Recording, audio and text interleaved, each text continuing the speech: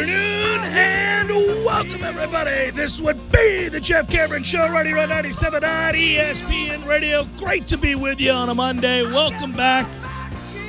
I know a lot of people trying to get back into the rhythm, the flow of the week after extended holiday time, and if this show is a part of that routine, I say thank you very, very much. We're online, ESPNTallahassee.com. That's where you go to listen live via the streaming free always. If you are to miss anything, we go and post the show upon the conclusion of it, all 3 hours, in fact, on iTunes and in our own audio vault. 5-star that sucker and pass it around. You can email the show if you like, JCS at 979ESPNradio.com. On Twitter, it's at JCameronShow. WTSM app, good for your mobile devices. Hello, YouTubers. Hello, Periscopers. How are you? Hope you're well. Happy belated New Year. If you guys missed a couple of the shows that we did do last week, shame on you. Where were you? Go back and find it. Secondly, welcome in. And what a weekend it was. Can we just start with a hearty choo-choo? That was warranted, given the domination that Florida State laid on one Louisville at the Yum Center. What a day against a top 10 Louisville Cardinal team. 78-65, and really, there's nothing flukish about the victory. Nothing.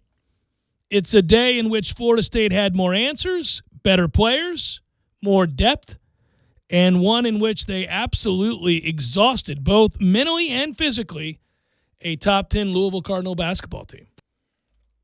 Stick him in your mouth and suck him. We got manhandled. The second part of that clip is Chris Mack saying, "We got manhandled." We got manhandled. Would have been something if the first part of that clip was Chris Mack. But I would tell you. You have to reach down for some soul there, wouldn't he? He would. He had to have been not just frustrated, but I think concerned in the sense that a lot of what was happening in this game looked like it was sustainable for Florida State. Now I'll grant you, MJ Walker is not going to do that week in and week out, game in and game out. But I'm talking about from the defensive side of things, Florida State can do that, does do that, and is a problem because of it. Offensively, they've got multiple weapons. If you get a situation where more than one guy is on his game offensively, we're really, really hard to beat. If you have a game in which, let's just say, Vassell, Trent Forrest, and in this case, MJ Walker, all feel good about themselves on the offensive end, we're a hard team to beat. And we have other guys. There are more on the way, by the way. This is a group that I think will be a lot better at the end of the season than they currently are. But as of now, this is a signature win. This is a big, big win. And it's a big one in the sense that I think it further garners them and engenders them with an awful lot of confidence. You can go on the road and win that game. Think about it this way. Louisville is coming off a loss in a game against Kentucky. Now, that pisses them off. That's a rivalry game. Here you are, Saturday afternoon, a lot of the country tuning in, waiting for the football game to get started. Marquee matchup, top 25 matchup. I think I'll tune in. I think I'm excited to watch a little ACC basketball between two upper echelon squads. Certainly Louisville was a team that a lot of people thought that you could pencil into the Final Four with all of their talent. And Florida State, of course, is a team that just went to the Sweet 16, is a team that's been to the tournament 3 years in a row. It's produced some NBA players and is now becoming more on the radar of your average basketball fan as somebody to watch in the ACC, somebody to watch within the realm of the top 25. So you settle in to watch that basketball game, and if you're an impartial fan, you get done watching that basketball game and you say, I don't know, man, Florida State looks like the better team to me. And it wouldn't be a crazy assertion. I'm of the hope that Louisville is a Final Four quality team, because if they are, that means we're really, really, really good. Yeah, I think that there's a ton of basketball to be played. They'll look good again. Louisville will at various points of the season, and I just wonder what this does for us. Florida State is doing things. We pointed it out. We did a sort of mini preview of this game, you and I did, last week. And in doing so, I was I guess I was citing Chuck Walsh's notes. That's what it was, the game notes, where we were 41-10 over our last 51 games. We're 45-11 over our last 56 games, by the way. And we're 15-2 in the ACC since we beat Clemson last year in late January. 15-2 in the ACC. Let that simmer. 15-2 in the ACC since we beat Clemson January 26th last year. And that ACC last year was a beast and a bear. Yeah, and it's one of those things, too, where you go, lest you think it's a fluke or something. You're like, well, we were the last team to beat Virginia last year. When fully healthy, Florida State was a very, very, very good team a year ago. And I think Florida State's going to blossom into a very, very, very good team this year. Better than I would have guessed. And I am obviously a guy that, as conductor, if you will, fully invested in what Leonard Hamilton's done, what that coaching staff has done, the way they've been able to recruit, the successes they've had on and off the court. These are all things that I don't let slip through the cracks. These are things I bring to the surface on the show on a regular basis for a lot of reasons. A, it's warranted. I mean, you document your successful programs and talk about things that people ought to care about, be invested in. And in this case, they certainly have done that. But I think they're better this year than we would have thought, given all of the minutes, all of the rebounds, all the points that they were going to lose through attrition, right? Whether that be guys declaring or age, graduation. So it's exciting. Well, to me, looking way back to that loss to Pitt, right, game 1 of the year. The one thing I loved about that game, we talked about it, even though it was ugly and, they shot 55 free throws in order to win barely. I just love the effort around the rim and how defensively we'll block and turn away so many shots and we'll alter shots. And if that was going to be the baseline effort for us defensively, then we would be better quickly, because when we were trying to climb to prominence the year for the Elite Eight run, it was the defense that was the last piece of the puzzle. But if you're telling me that you give great effort and you have depth to play defense like we did against Pitt, even in a losing effort to start the season, if you're capable of that, then your floor is much higher than I thought the floor potentially was going to be, losing as much as we did scoring and rebounding wise. Yeah. And what we've seen, though, is a little bit of offense to go with it. And we said it last week. If they can put the pieces together offensively, this team can be scary good. I didn't expect to see it on Saturday, though. No, not this Saturday. I didn't think so either. I thought that Louisville would come out very, very angry, intensely focused. That place is a nightmare for opposing teams on the road. It's a little bit akin to what we do here at the TLC-CC. Teams have not been able to stroll on into the KFC Yum Center and win games, and they certainly haven't been able to stroll on in there and win games in the manner in which Florida State did. Now, you look through here real quick for those that didn't get to take it all in. Trent Forrest was spectacular. He had 20 points. That was a season high for him, but he was 9 of 11 from the field, 1 of 1 from beyond the arc, and it wasn't an accident. It was net. 1 of 2 from the free throw line, 3 boards, 5 assists, only had 3 turnovers, 2 steals, played for 33 minutes, game high. He's a guy that got to the rim whenever he wanted, despite the pack line defense that Louisville was playing. He got to the rim because he's stronger, and he is a guy that is savvy. You talk about experience, understanding angles. You understand where the refs are situated. He's really, really savvy. He's fun to watch. Devin Vassell added 14 points, 6 of 13. Real solid game for him. 6 boards to go with it. 3 assists, had a steal. Played really well in his 30 minutes. Malik Osborne had 7 points, 5 in that first half. I like that kid, by the way. Anthony Polite, 3 points. Raekwon Gray, 2 points, 5 boards. I had a moment there where I thought maybe he was going to turn the corner. Didn't play real well. In fact, he was just straight up bad. Off the bench, it's MJ Walker.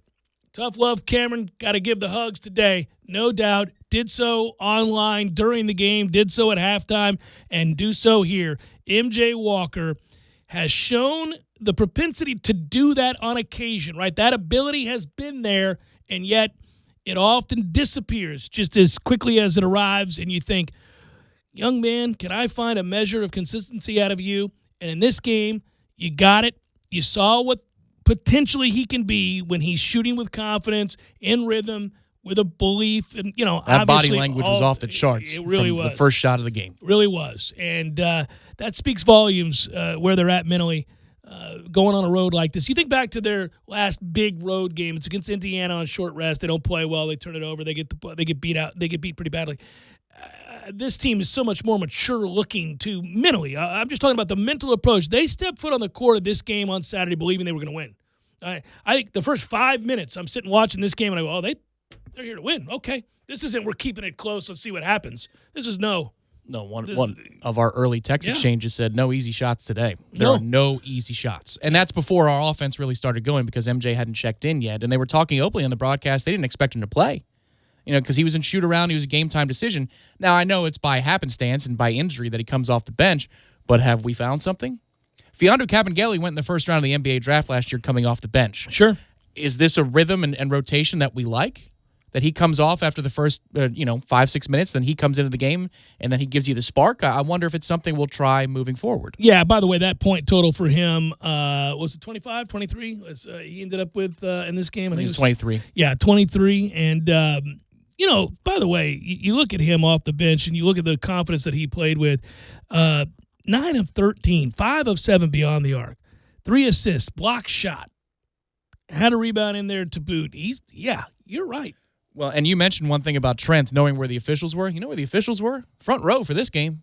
They let the guys play. We didn't shoot free throws till how many minutes left in the second half? We had 5 for the game. MJ had as many threes as we had free throws. Let guys play basketball. If you're going to let people – listen, this behooves Florida State to get officials who allow the game to be played in that way.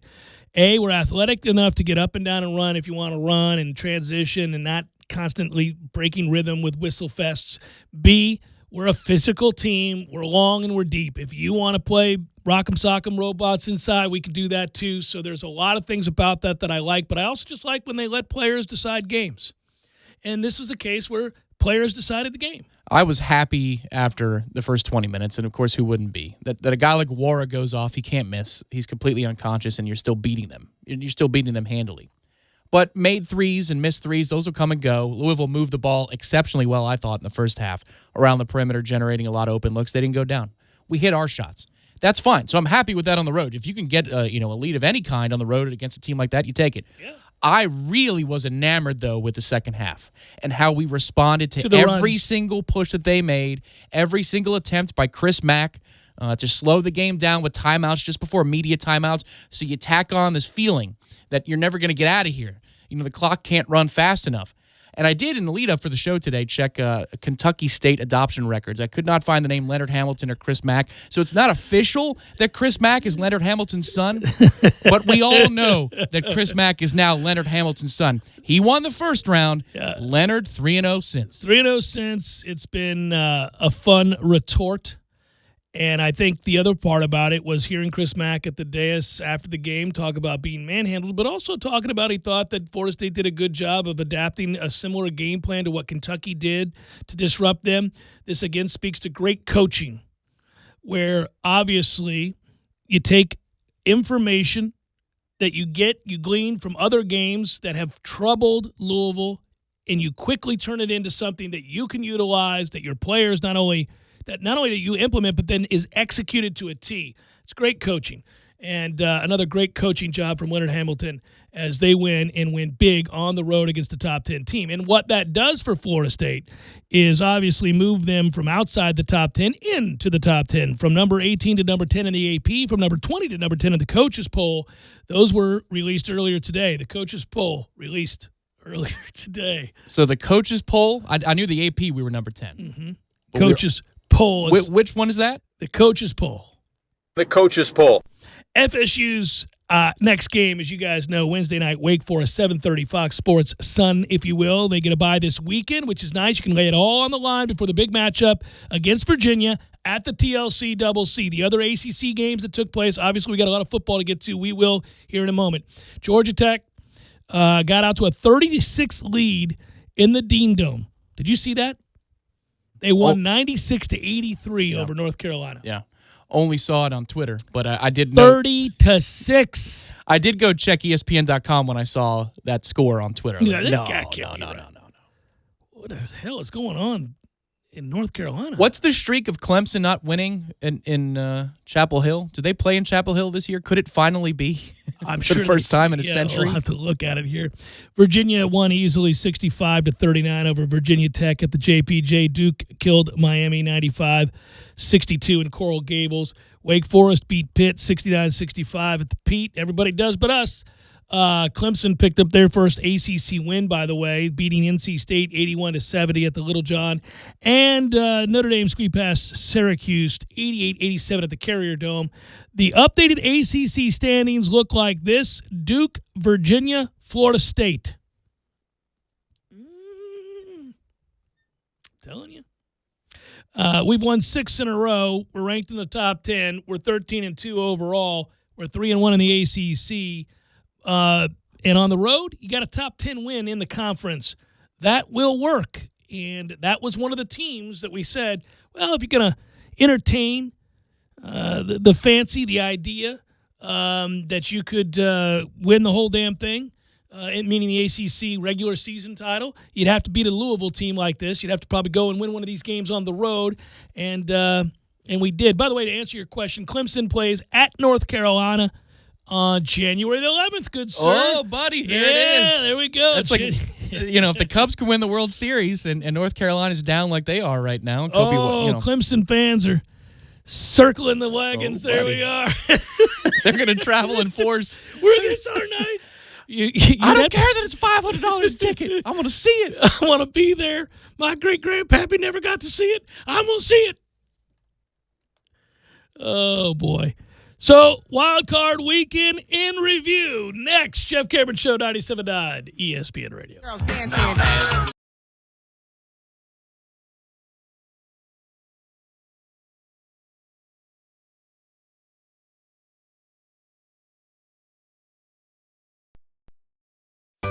Sorry, boys, I did not have time to pack. We got this. It's right here, guys. We got this. I thought I could handle it. We got this. Moving doesn't have to be a hassle. Call us first at 2 Men and a Truck. No matter the move, home or business, we'll make it a smooth one. I forgot something. We got this.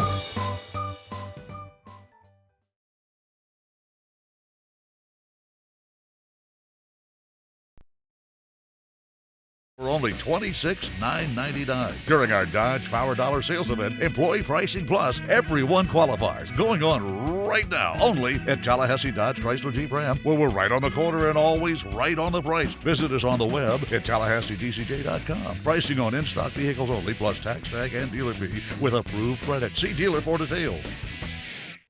As sports fans, we all know this is the best time of the year. And the best places to catch all the action are at the Corner Pocket Bar and Grill and 7th Hill Tap Room.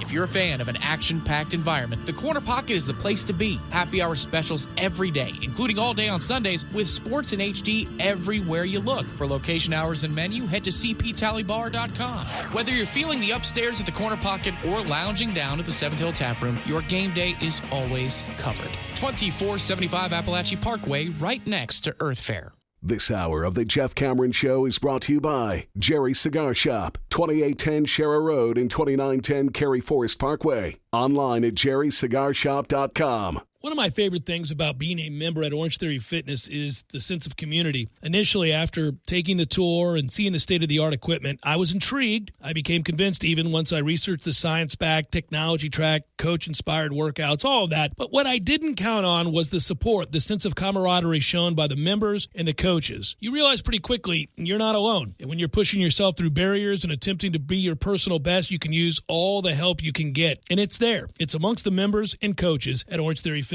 To learn more, go to orangetheoryfitness.com. Milwaukee and Cornerstone Tool and Fastener are nothing but heavy duty. Purchase a Milwaukee M18 Fuel Brushless Impact Hammer Drill Kit and get your choice of a free M18 Fuel Sawzall or M18 Fuel High Output 8.0 battery, a $199 value. Or buy an M18 Fuel 4-piece brushless pack-out kit with a rolling toolbox for only $4.99. A Cornerstone special. Cornerstone Tool and Fastener, the largest Milwaukee selection in the area. Big store pricing with local service. 1110 Stuckey Ave or 3269 Crawfordville Highway. Tallahassee location open Saturdays, 8 a.m. to noon. Check this out. If you pull up the list of draft beers that are bountiful, I might add, at Bumpa's Local 349, you will see, I don't want to name names, but local, I'm still scrolling down, local, Tampa, Miami, statewide, all through it. And when you think about going to Bumpa's, you're thinking about supporting your local restaurants. Eat local, drink local, be local, all that. It's true. And to top it off, the fishy tacos. The fishy tacos? That's what they're called. They're not fishy in that sense, but they're called here fishy is what I think it's called, and they're delicious. See, when I think of Eddie's establishments, be it Bumpa's Local 349 or some of his other businesses around town, I think of businesses that give back to the community. And he's the type of Tallahassee citizen, and he's running the type of Tallahassee businesses that we need to support. Yeah, and he supports us. So support the businesses that support us. And like he says, eat local, drink local, be local. Bumpa's Local 349. Wahoo Seafood Grill, Tallahassee's leader in fresh seafood, is located right behind the Best Western on North Monroe. Lunch specials start at $7.99. Be sure to try their award-winning house-made burger. Big lunch parties are also welcome. Wahoo Seafood Grill makes lunch specials a very affordable choice. Delivery is available and plenty of parking. Wahoo Seafood Grill, easy access from any part of town using I-10. Visit them online at wahooseafoodgrill.com or call them today at 850-629-4059.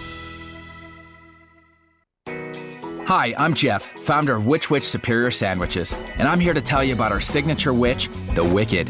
Why call it the Wicked? Some say it's wicked tasty, some say it's wicked large. One thing's for sure, with oven-roasted turkey, ham, pepperoni, roast beef, and bacon, as well as your choice of 3 cheeses, it definitely takes you from wicked hungry to wicked happy in just a few wicked good bites. Only at Which Superior Sandwiches. On Wednesday, the Wicked is just $5. 5 meats, 3 cheeses, $5. This is the Jeff Cameron Show on 97.9 ESPN Radio.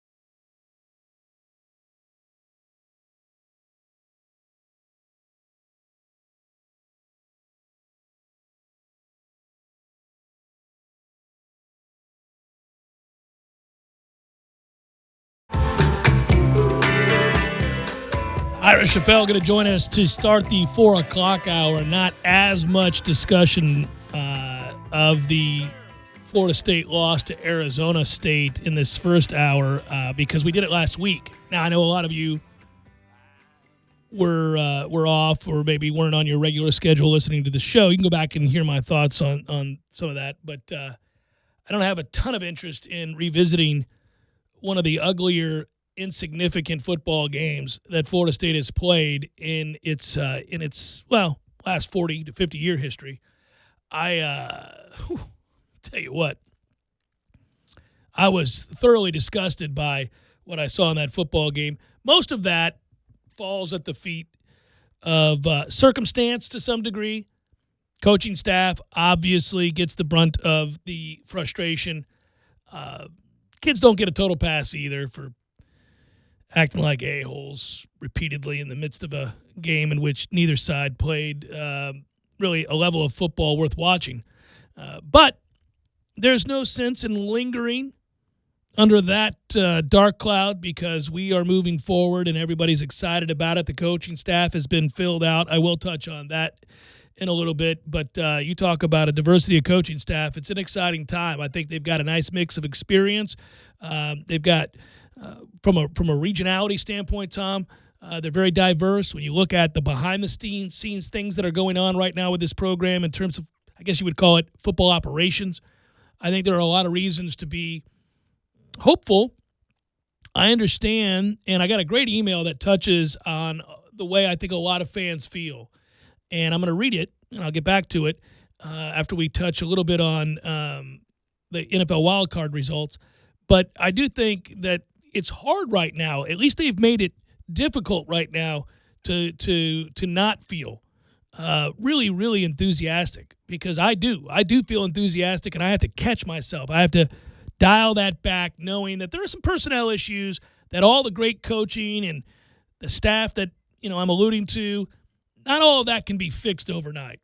And I'm reminded that unless you kind of temper expectations to where they're commiserate with the lineup that you're going to roll out there, you're destined to be disappointed.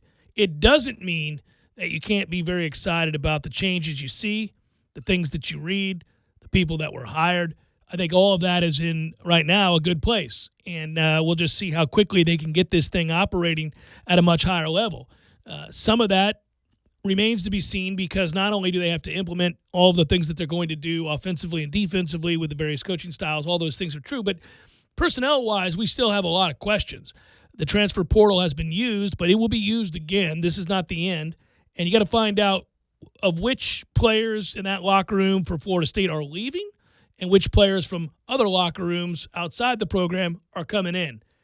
And I still think they have work to do there, and they're going to want to do that. They've already made some changes. They've already brought in some guys, and I'll touch on that too. But right now, so far, so good. And I know that Ira will be able to tell us, just from reading his piece in warchant.com, I know he said that Mike Norvell really made an impact on the people that he ran into and saw and took the time to visit with out in El Paso. But these are stories that, by and large, only do so much to create, I suppose, real forward momentum, positive momentum. That's all well and good. That's what a new coach should do. Glad he's doing it. These hires that we're seeing, that too, all very exciting, but they haven't played a game. They haven't coached yet. So we're going to wait and see. But I do think that if you're a optimistic fan, you don't have to suppress that. You don't have to suppress your optimism. Just make sure that you counter some of that optimism with some realism, some pragmatism, a sense of, hey, listen, things can change for the better. We can be moving in the right direction, but there's an awful lot of work to still be done until you can feel good about maybe competing at the highest level.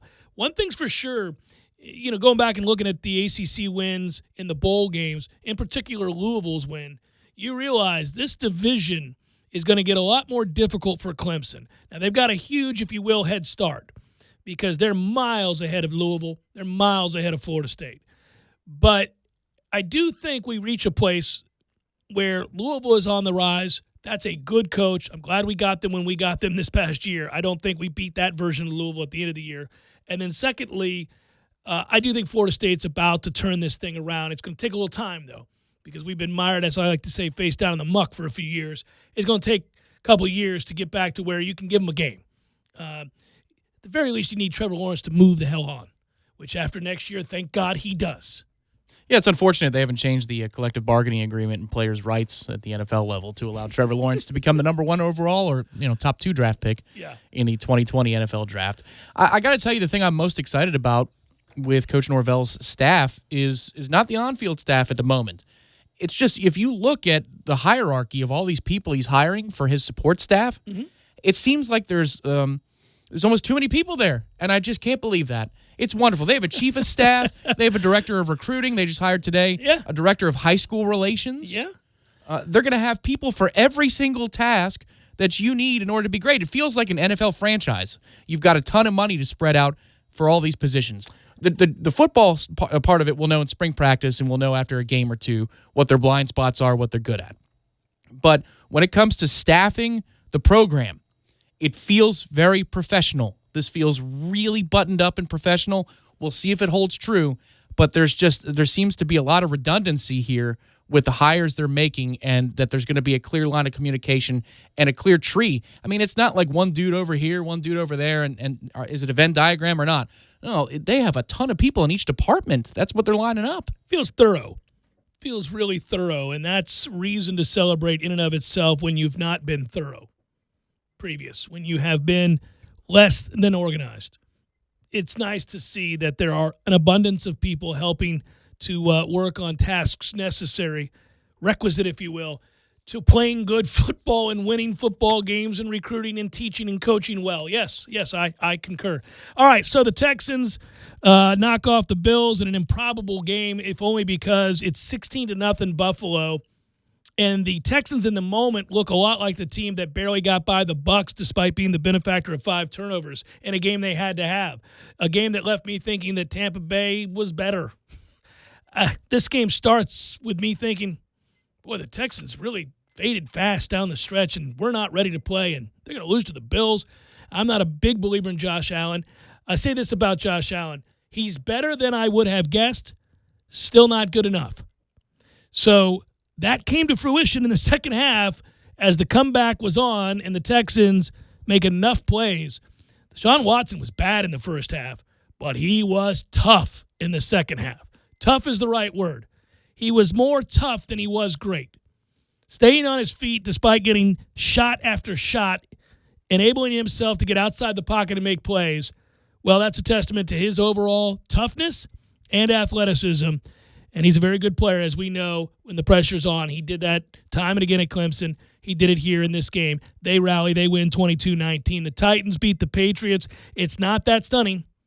A lot of people had the Titans on the money line. Certainly, if you danced with me, you danced in the under, and you felt good about it. The under was the story of the weekend, I might add.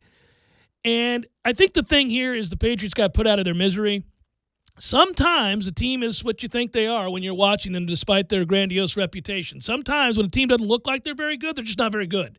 And the Patriots really down the stretch, think about this. Imagine you're Bill Belichick and Tom Brady, and you lose this game, and you walk off that field, and you think to yourself, the last 2 times we were on this field in Foxborough, we lost to the Miami Dolphins and the Tennessee Titans. We lost to Fitzmagic and Ryan Tannehill at home when it mattered. 2 Dolphins quarterbacks, really. When it mattered. Like, it wasn't as if they were, like, playing out the string in that last game against the Dolphins. They needed it so that they could have avoided this situation where they didn't have an extra week to put something in on offense to make up for that god-awful lack of talent on offense, right? They needed that extra week. Mm-hmm. They didn't get it. Extra video study, yes. That would have helped.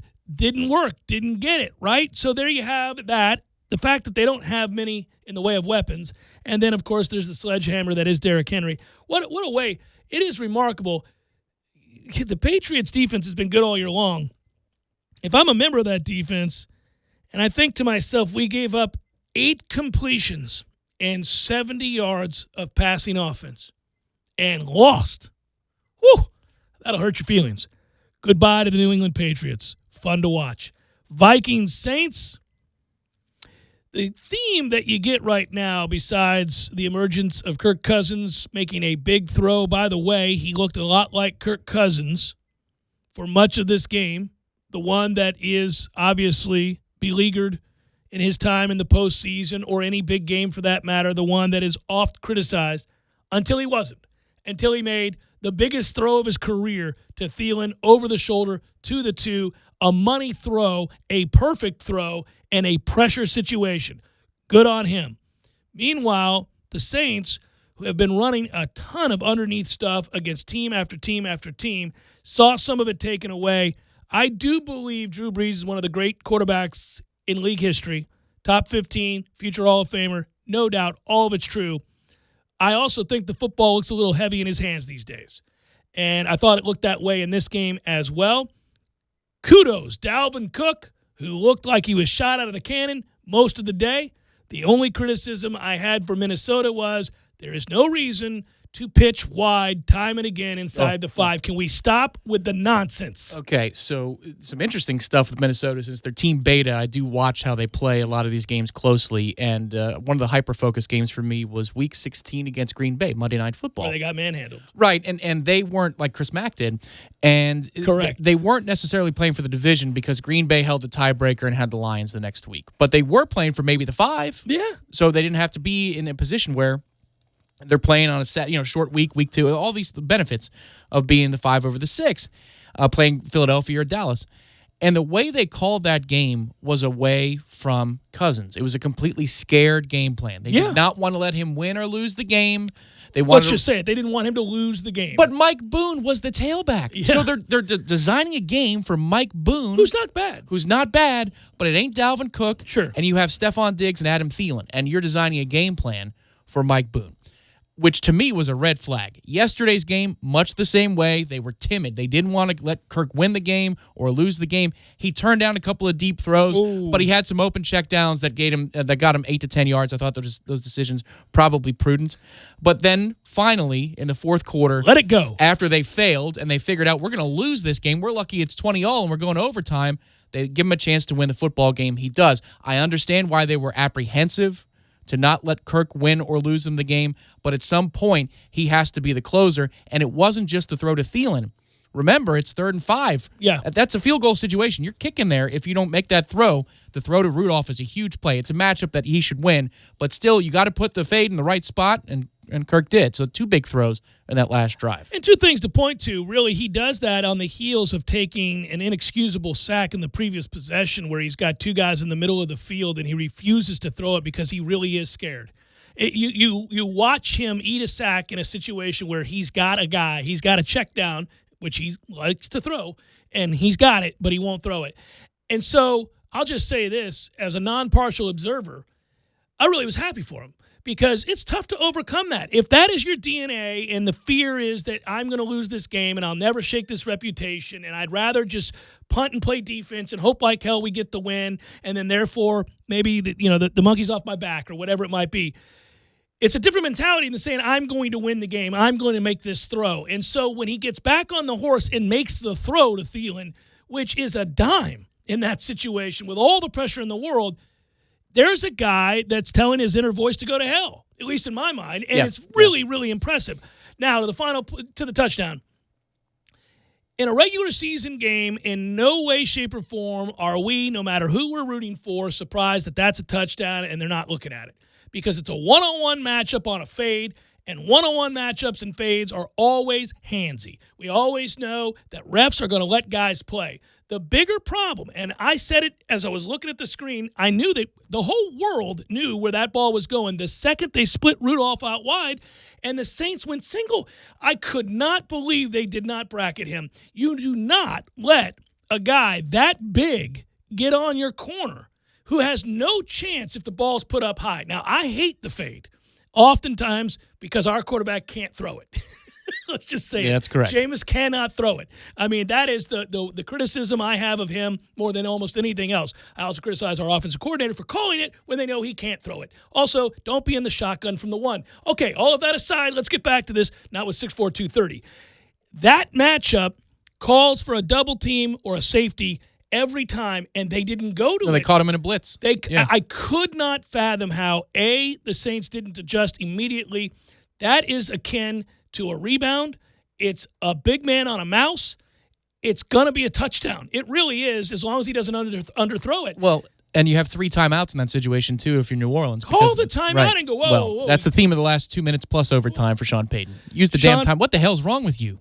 Sean Payton's a great coach, has been in his career, often as well thought of as any offensive mind in the game, coached terribly in this game. And I don't often bring up the coaching faux pas and mistakes and missteps because I get that those guys are the best of the best of the best. And oftentimes I get that, hey, look, you're going to make a mistake. There's going to be an error in judgment. Sometimes it's a judgment call. These weren't judgment calls. These are simple. This is math. You got to use the timeout. In that situation, I was floored.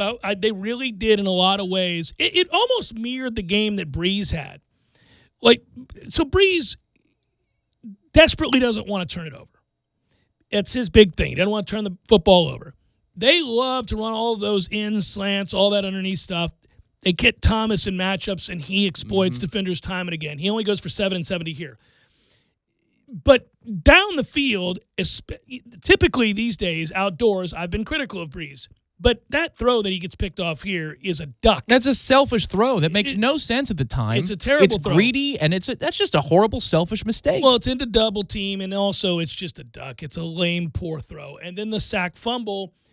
Listen, you can say, well, a guy was supposed to run a shorter route, cut off a route based on a visual, whatever it might be. I promise you, they don't make all those excuses for other quarterbacks.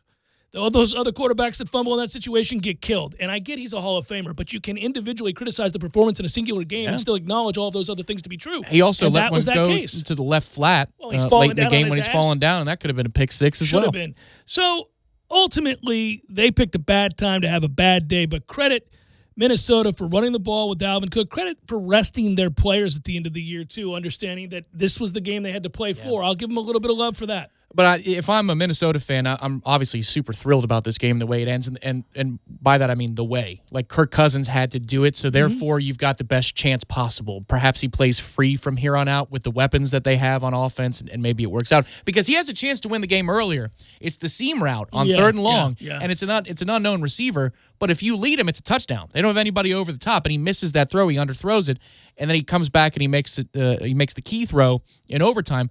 But I'm looking at Stefanski.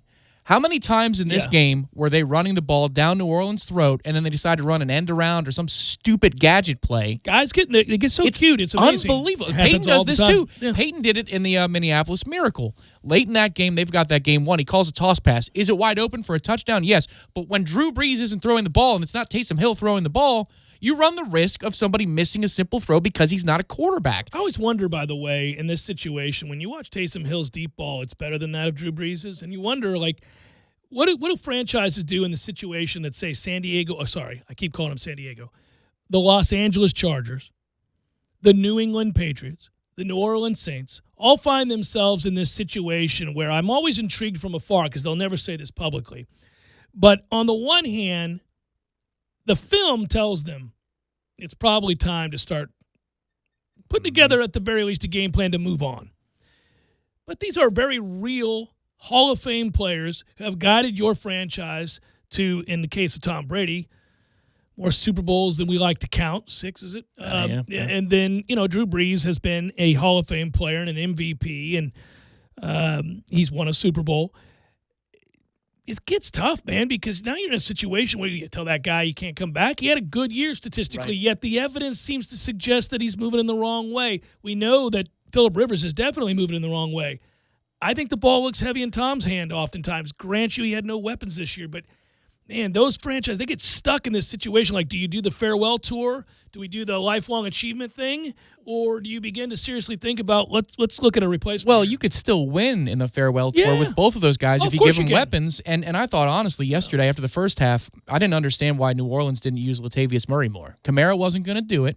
He's been spotty this year anyway. You needed a battering ram to run right at the Vikings to have a chance. Yeah. And that's where it hurts them that Ingram is gone. I also don't think they were going to be able to do it. I get you. I would have gone the other route. That's an adjustment. As well. You've got to try it. You got to try it. But Minnesota's so big inside. That's tough. Real quick, to circle back to Derrick Henry, I'm just going to read you his game log from November the 10th on. And his performances: 23 carries, $188; 19 carries, $159; 26 for 149; 18 for 103.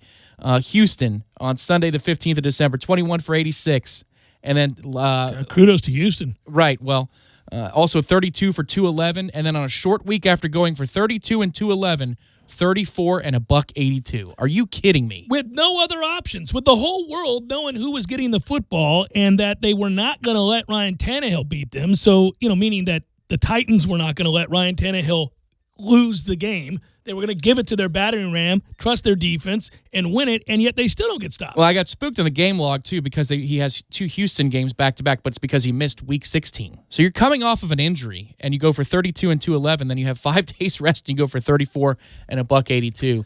That's crazy person talk. All of the stats going into the weekend games pointed to New England struggling, certainly to get back to the Super Bowl. They were 3-3 when they didn't get that bye in their tenure.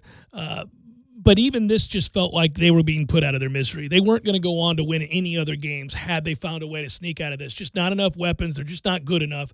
Solid on defense. Interesting to see Bill kind of coach a poor game. It really was. You don't often see it. I mean, by the way, how do you not have somebody fielding the punt? The game is over at that point. How is Edelman not fielding that punt? They don't put him back there. They just let it roll for days. What are you doing? An openly asked question. I have no idea.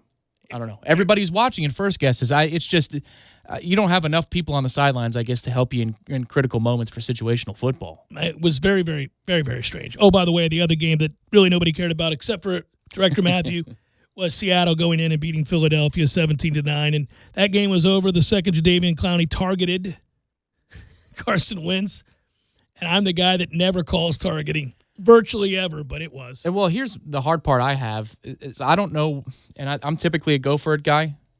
Kick the field goal and get it to a 5-point game with 4+ minutes to go. You got all your timeouts. You're stopping them. It's not like this is a score fest of a game. Nope, under. Keep the momentum going and get it inside of 8 because there's even more danger now I mean, there's one thing to play when you can be tied and you go to overtime. It's quite another where you can lose the game if you punt back to Philadelphia and McCown's got the ball again. I get it in the next possession going forward and going for broke. Yeah. But at 4+ minutes to go. Kudos to McCown. I thought he played pretty well, given the circumstance. He did. I thought he did. By the way, is he also at the Bama table? Like, what the hell? I don't know, but he pulled his hammy, too. He's playing through a pulled hammy or a glute or something the last couple of minutes. Well, partly because he's probably put on 50 pounds of muscle. What happened to this guy? Where did this come from? I'm like, my man got bored, just started using steroids at the end of his career? It's Jeff Cameron Show, 97.9 ESPN Radio.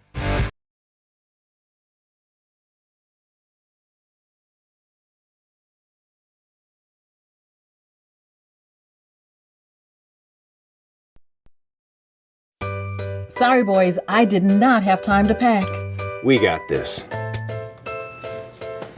It's right here, guys. We got this. I thought I could handle it. We got this. Moving doesn't have to be a hassle. Call us first at 2 Men and a Truck. No matter the move, home or business, we'll make it a smooth one. I forgot something. We got this.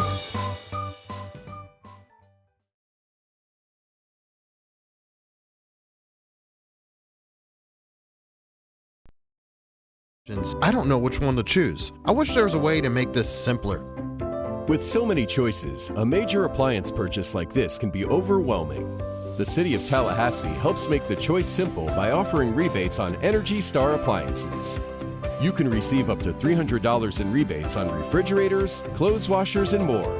Are you thinking about purchasing and installing a smart thermostat to help minimize your home energy costs? With the city's rebates, you can get up to $100 off eligible options. Stack your savings this holiday season by coupling in-store deals with rebates from the City of Tallahassee. Visit talgov.com/YOU. That's talgov.com/YOU. Or call 850-891-4968 to learn more. That's 850-891-4968. We've invented a new messaging system using the crisp sounds of Bud Light. Crisp Code, Football Edition. This is how you say, game tonight. Bring Bud Light. Fantasy fees are due. That's it for today. Brewed with no corn syrup. Bud Light, crisp. Enjoy responsibly. Bud Light Beer, Anheuser-Busch, St. Louis, Missouri. Hey, I'm Jeff Doxey, Realtor for Capital Property Consultants, representing Premier Fine Homes. If you're thinking of owning your own brand new Premier home, call or text me at 850-545-4747 or email me, jeffdoxey1@gmail.com. You say where, I'll be there. Your Canopy Connection.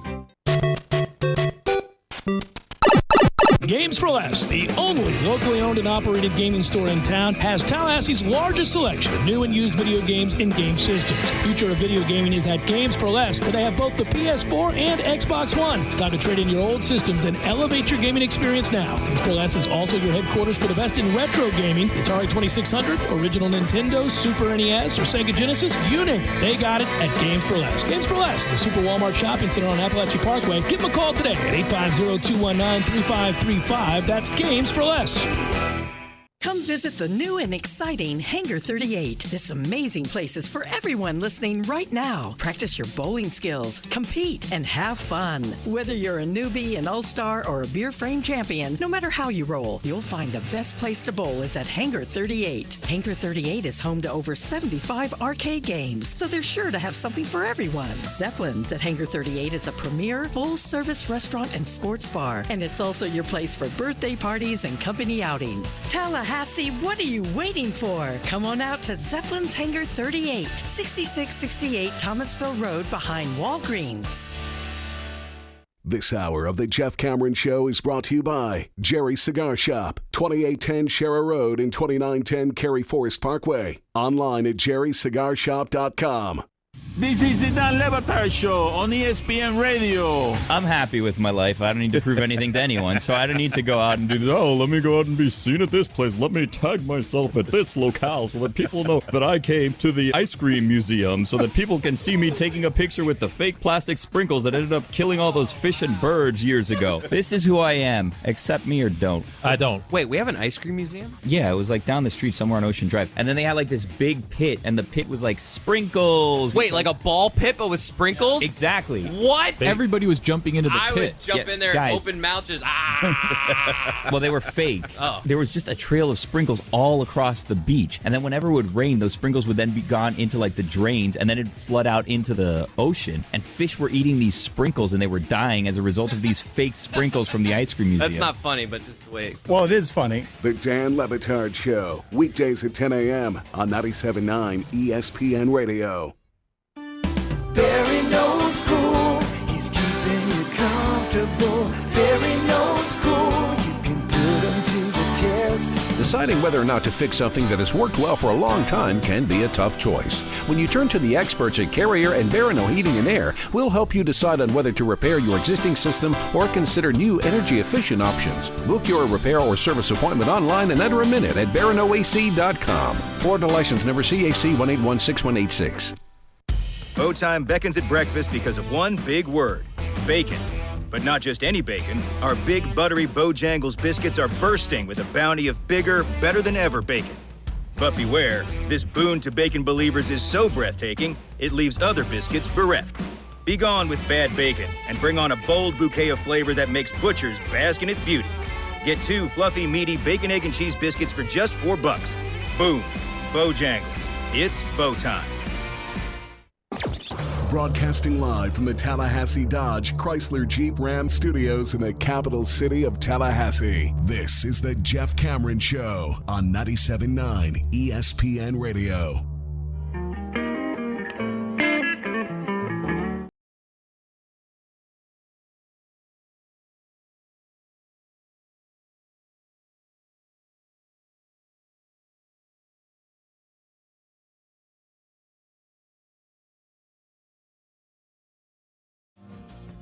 Man, I got so wordy. Imagine that, being a talk show host, getting wordy. That I just now looked at the clock and plus the look on your face, which is that, Jeff, you have no time to talk. We got to get Ira in here and get back on track, which is true. So I got a question about the NFL. After Baltimore, I think that's probably the favorite, right? Like the consensus favorite? Sure. Not like they're the Patriots from 3-4 years ago, but still. 2-3, teams 2-3. If you were doing like a snake draft and you could pick who you think is going to win the Super Bowl, because I think it's up for grabs more this year than it has been in some time. Yeah, I'd take San Francisco pretty high on the list if they can get back healthy on the defensive side. I do give Minnesota hope, but man, it's awfully tough to go win a game on short rest. They play the Saturday game, the early Saturday game. They go clear across the other side of the country now after having gone down to play in New Orleans. Now they go to San Francisco, who's on 13 days rest. It's hard to pick them to win that game, meaning Minnesota. I like their team a lot, but it is a tough set of circumstances. So I would probably start the side with San Francisco as a 2. But it's just, you could see Green Bay or Seattle being eliminated. I mean, it's not a stunning proposition to think about. Well, I think right now you're betting on the AFC. I mean, Baltimore or Kansas City is what you're betting on. But we don't like Kansas City's defense, though. It got better at the end of the year. They really got a lot better against the run at the end of the year. That's why they got real dangerous late. I remember thinking, man, these last 4 weeks, they are a different defense. So if they do anything against the run, obviously we know what Patrick Mahomes can do. So I don't know, man. I think I'd put them right there, right after Baltimore. It's that game, and because we're not giving Tennessee any chance to win. I hope nobody ruins it, right, in the AFC bracket this weekend, because Baltimore-Kansas City is a game I think everybody would gather around and go watch together, right? It's a fun game. It's a real fun game. I'm in a good position right now with these playoff games. I don't have a team that I'm pulling for. I don't really care about anybody that's playing. I mean, maybe because of our mutual friend Joey and your fiance Jamie, friend of mine too. They root for Minnesota, so I like to see them happy. But other than that, I don't really have. And Ken. That's true. Yeah. Sorry, Ken. Bill Hayes. But I think Bill floats around with his teams. Bill's I don't know what Bill.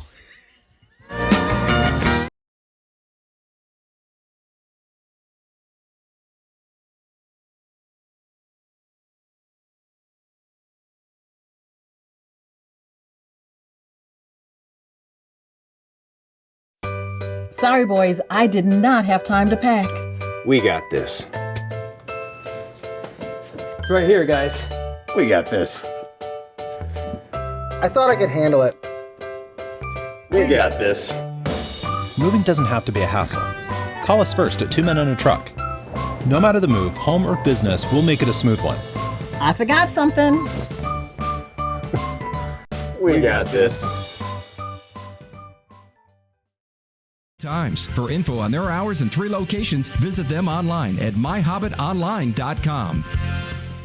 Thursdays are Friday Eve, and that's a reason to celebrate. No matter what you're looking for, they've got you covered every Thursday down in College Town. Centrale offers 50% off select pizzas all day, every Thursday. Or you can stop by Township for Taco Thursday. $2 house tacos, $2. Madison Social offers the Social Agreement. You and a buddy can split 1 order of wings, 2 Madso burgers, 2 bourbons, 2 proof Madison Socials, all for just $40. See what they did there? And don't worry about parking. Plenty of spaces available in the parking deck or surrounding lots. Check out all the Thursday College Town deals right now on thursdaysincollegetown.com.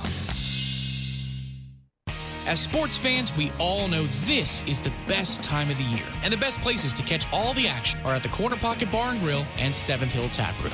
If you'd like a laid-back atmosphere, the 7th Hill Tap Room is your spot. 24 craft brew taps, plus wine options as well. And when you want to watch the pros, enjoy half off all craft drafts all day on Sundays. So, whether you're feeling the upstairs at the Corner Pocket or lounging down at the 7th Hill Tap Room, your game day is always covered. 2475 Appalachia Parkway, right next to Earth Fair.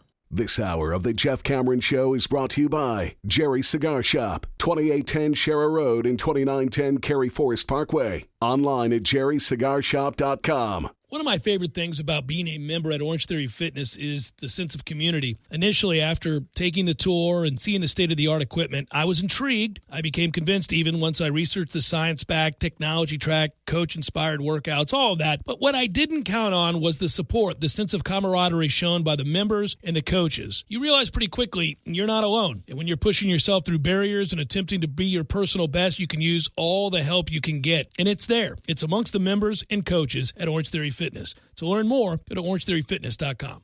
Tallahassee's unquestioned sports authority. Who do you think you are? I am. 97.9 ESPN Radio.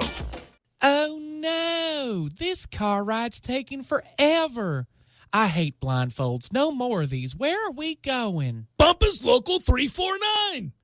Yay! I love Bumpus Local 349. It's a local business. I wish they had piñatas. Me too. But I think I'm going to order the Dolphin Reuben instead. You know, it's not really dolphin. Yes, it must be mahi, right? Delicious. Yes. Eat local, be local, and drink local at Bumpus Local 349. Help me with my blindfold. Driving every day from the Tallahassee Dodge Chrysler Jeep Ram Studios. This is 97.9 ESPN Radio. WTSM, Woodville, Thomasville, Tallahassee. ESPN Radio Sports Center. I'm Christine Lisi. At this hour, the Cowboys moved on rather quickly once they officially dismissed Jason Garrett. Dallas hired former Packers coach Mike McCarthy as their new head coach. McCarthy, who led Green Bay to the playoffs in 9 of his 13 seasons and a victory in Super Bowl 45, is the right hire by owner Jerry Jones, believes ESPN's Ryan Clark. He went out, he got experience. He has someone who has won and who has been around winners, who has been around very good quarterback play. And for Jerry Jones, that was important. I also think it was important that he found someone who understood the business of NFL football, because, you know, playing under Jerry Jones could be different. Cowboys will hire Saints linebackers coach Mike Nolan as their defensive coordinator. McCarthy was the 49ers offensive coordinator in 2005 when Nolan was San Francisco's head coach. Wade Phillips will return next season as Rams defensive coordinator. This past season, LA's D plagued by inconsistency and lapses. Tua Tagovailoa's time at Alabama is over. Crimson Tide QB announcing he'll skip his senior season and enter the NFL draft. The projected top 10 pick recovering from major hip surgery. If you love Nature Valley sweet and salty bars, you'll love the new Sweet and Salty Minis. It's all of the indulgent, savory goodness you know, now in a smaller size. And at 100 calories, snacking has never been so sweet.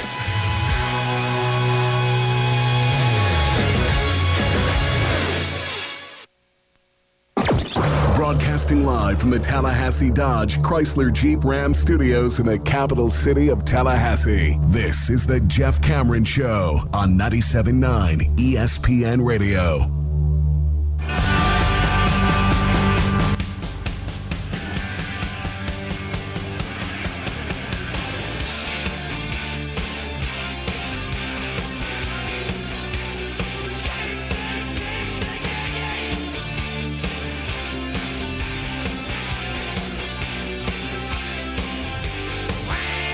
Hour number 2, Jeff Cameron Show, 97.9 ESPN Radio. Thanks for tuning to it. Good Monday to each and every one of you. We get back into the swing of things today. We'll bring him in a moment. Our buddy Ira Schoffel, warchant.com.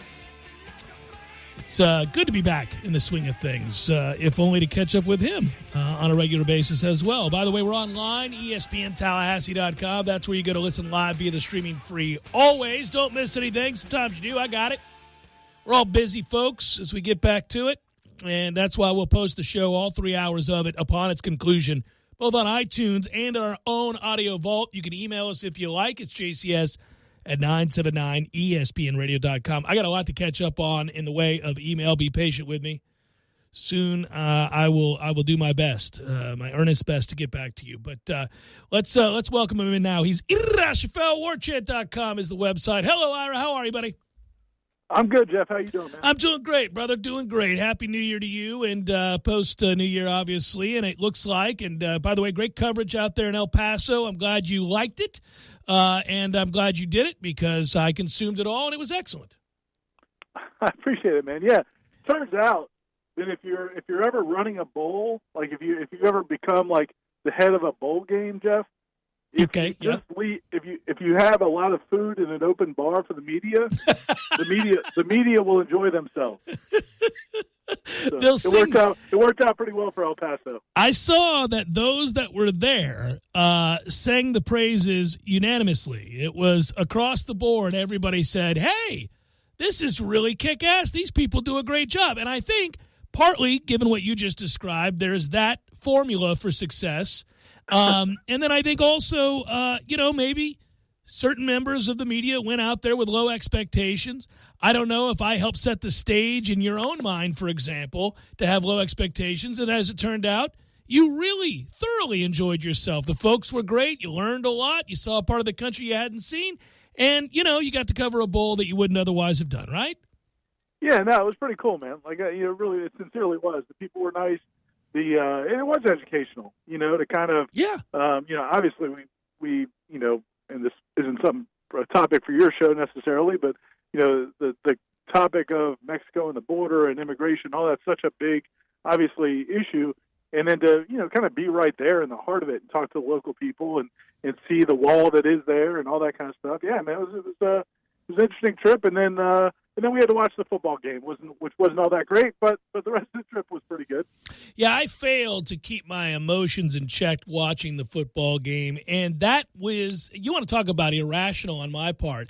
Here I was saying all week long leading up to the game that it was an irrelevant football game, that the aftermath of that football game, the actual statistics from that football game, the score, the winner, the loser, none of it made any difference whatsoever. It did not portend of a thing for Florida State moving forward. And yet, as I watched the disaster unfold, I just felt a hatred and a disdain for college kids and coaches that are no longer going to be here. Isn't that terrible of me? I tell you, that's how bad that ball game was. It was putrid, Ira. You probably felt dirty having watched it. The first half was something to behold. And it was really one of those things where, like, you're losing to a team that really isn't doing anything other than just saying, okay, you want to give us the ball? Okay, sounds good. We'll take it. Over and over and over again. We'll just keep taking it. It reminded me of the EJ game against Florida. Where Florida just kind of, hey, we're here. Yeah. If you want to keep giving us the ball, we'll take it, and we'll take the win. So it was frustrating. At least the defense played well. I mean, if there was one thing that you had to feel good about, it was the fact that the defense competed and played well, and all of those guys are coming back. So, you didn't know if that was a good thing or a bad thing, the fact that all those guys are coming back, but they are, and they certainly played better, at least on that one afternoon. In some ways, Ira, that that truth that you just laid out, that the defense played well and played hard, they were very physical as well, angered me even more. Because, no, it did. I think in many ways it pissed me off even more because it really opens up a can of worms that we need not get into here. But partly it made me feel bad for Harlan Barnett because I got a sense that perhaps my man was allowed to coach the defense the way that he wanted to coach the defense for the first time in the 2 years that he was here. And perhaps we were seeing the fruits of his labor. And perhaps that is even more maddening to watch play out. But then again, that might be giving him too much credit. So at the end of the day, it offered up and posited more questions than answers. You're right. There were elements that you could be proud of. They did play hard. They deserved better, though, at the end of the day. And that's another reason for my angst is that they played well enough. They played more than well enough to win the football game. And by all rights should have because Arizona State, as you noted, did nothing. No, they didn't. I think that when you look at Harlan Barnett and that whole situation, we kind of heard things over the course of a year, really the 2 years. In a lot of areas where Willie Taggart was, really involving himself into other areas, and at the same time, I don't know that Harlan Barnett is who you want as your defensive coordinator. No, you're right. We don't. No, you're correct. But it was cool to see him, at least have an opportunity to run the defense he wanted to run, and that the kids kind of bought into it. And I thought Odell, it was obvious that Odell wanted to kind of give him a tip of the cap in the post-game press conference. And, when I asked him about the defense, he immediately went to, Harlan got to run, the defense, the way he wants to call it. And that was it was a nice gesture, I think, on Odell's part to, let people know that everything that's happened isn't necessarily Harlan's fault. So, but I think individually, I thought you saw some really nice things. Asante Samuel, I thought played really nice coverage on a couple deep balls. That's a positive thing. I think he's shown some strides as the season's gone on. The tackling, the physicality. You didn't see a lot of missed tackles.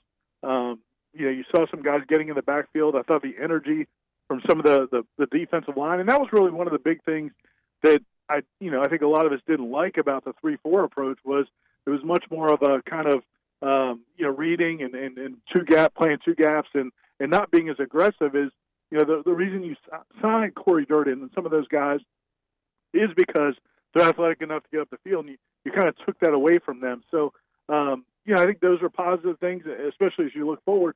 Offensively, though, I walked away. I'm sure you were angry with James Blackman, but I just walked away thinking, man, I don't know where he goes from here. I mean, it's just to see him the way he's handled these last couple games, the Florida game and then this bowl game, just almost like a wreck emotionally. It's really one of the stranger things I've seen happen for a guy that he's always been emotional, but it seems like it's gone to a whole different level these last few weeks. Talking with Ira Schoffel, WarChant.com. Now, you did look at the team and, what we've seen from Mike Norvell. The coaching staff is complete now. And you touched on the point you just made a moment ago in your article on WarChant.com about what does happen with James Blackman. And it's an interesting one, and I'm careful to toe the line here because I like James. I think he's been through hell. I think that poor kid was thrust into a situation that really has led to this problem we now see, where the frustration comes pouring out of him, the slightest, obviously transgression anytime something happens. But it also does beg the question, can you enter a season with him as your starting quarterback? And I don't know the answer to that. I venture a guess to say no. I don't think it's on two fronts. I don't know where he's at mentally, but I also don't think he's good enough. And he's regressed. Not all of that is his fault. You point that out as well. I really do wonder how this staff will assess that situation going forward, because the alternative is just to be really green at the position. Talented, but green. And I really wonder what they'll think is the better option. But I don't think James Blackman can be your starter next year. Yeah, I mean, it seems unlikely. especially, going back to when we talked to Kenny Dillingham, the new offensive coordinator, a couple weeks ago about what they look for in a quarterback. And, it wasn't very descriptive what he said, but I think it was telling. He talked about, quarterback having to have that special sauce and that kind of it factor. And, they'll work around everything else. They'll work around what skill set you have. If you're a runner or a thrower, they can make it work. But you kind of have to have that it factor. Well, to me, the it factor is what Trent Forrest has in basketball. What Jameis had in football. And it's not just talent, but sometimes it's just a guy you want the ball in his hands in a crucial situation. It's a guy that is going to make the smart decision in the moment. He's going to compete. He's going to make other guys better. Those kinds of things, it just hasn't been there with James. And so I agree with you. I mean, if I'm sitting there and if I'm Mike Norvell and I'm at that game in Texas and I'm watching that game unfold and I'm watching the way James handles those situations, I would not feel like, okay, this is a guy I want out there when the game's on the line. And so, but now the question then therein lies, though, do you have that guy? Is that guy going to be Chuba Purdy? Is that guy going to be Jordan Travis? That seems unlikely just because he can't throw. Nobody seems to be willing to let him throw the football. So, I don't know. And he hasn't sounded like he wants to necessarily go after a graduate transfer quarterback. So we'll see how it plays out.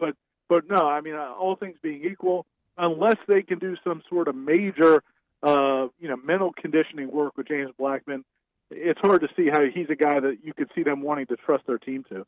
Let's get to a more fun subject for now, or a more immediate one at the very least, and that is my man, Coach Hamilton, telling Chris Mack to suck it yet again. How about that? 3 straight. And the reason I bring up that one specifically is because we all recall how it was that the world told us that Chris Mack coached circles around Coach Hamilton, and that's frequently a point of contention for folks. And now Coach Hamilton owns Chris Mack. And that win on the road, 78-65, was a big one because not only did Florida State go on the road and beat a top 10 team, they dominated them in the second half in particular, a team that showed an awful lot of maturity and an awful lot of ways in which to beat you. But I think we should celebrate the aforementioned earlier in the segment, Trent Forrest, because you and I love him already. And this was a perfect example about it. But Trent Forrest playing old man basketball, getting you on his hip, and then embarrassing you on his way to the basket is the thing I could watch over and over and over again. And when they had to have it, he made those baskets. I'll tell you what, man, how physically strong is that guy? Woo! Manhandling kid. Tweeted out the record of since last season. Did you see that? Yeah, it's unbelievable. Yeah. It's incredible. And then you think about, you look at the rest of the season, and it's not fair to sit there and say, these are going to be wins or these are going to be losses. But you look at this ACC, and you could conceive a scenario where Florida State, over the course of a couple of seasons, wins like 22 or 23 out of like 27 or 28 league games. I mean, it's incredible. Well, I went into the game against Louisville thinking that, okay, I don't know what we are just yet. I like what I think we can become, but I wanted to see what level of maturity this team had. And also I wanted them to figure some things out in terms of minutes and also what they were.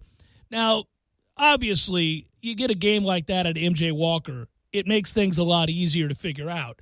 But I do think that's part of their charm, part of what makes them special is they're a team really that has the kind of talent, certainly depth and length, and they all bought in from day one now to the defense that we didn't see from a couple of years ago. It took them until they got to the tournament, until they started to turn around defensively. But they've got a lot of weapons. They got a lot of ways to beat you. I mean, it's Walker, it's Vassell, it's Forrest, it's on down the line. They got guys that carry the day if other guys are cold. And then, like I said, they play defense. They're a nightmare. You can see, one thing I like, Ira, is that when you watch us play people, you get about midway into that second half, there is a look of frustration, anger, exacerbation. These players on the opposing team, they just look like they've been through hell.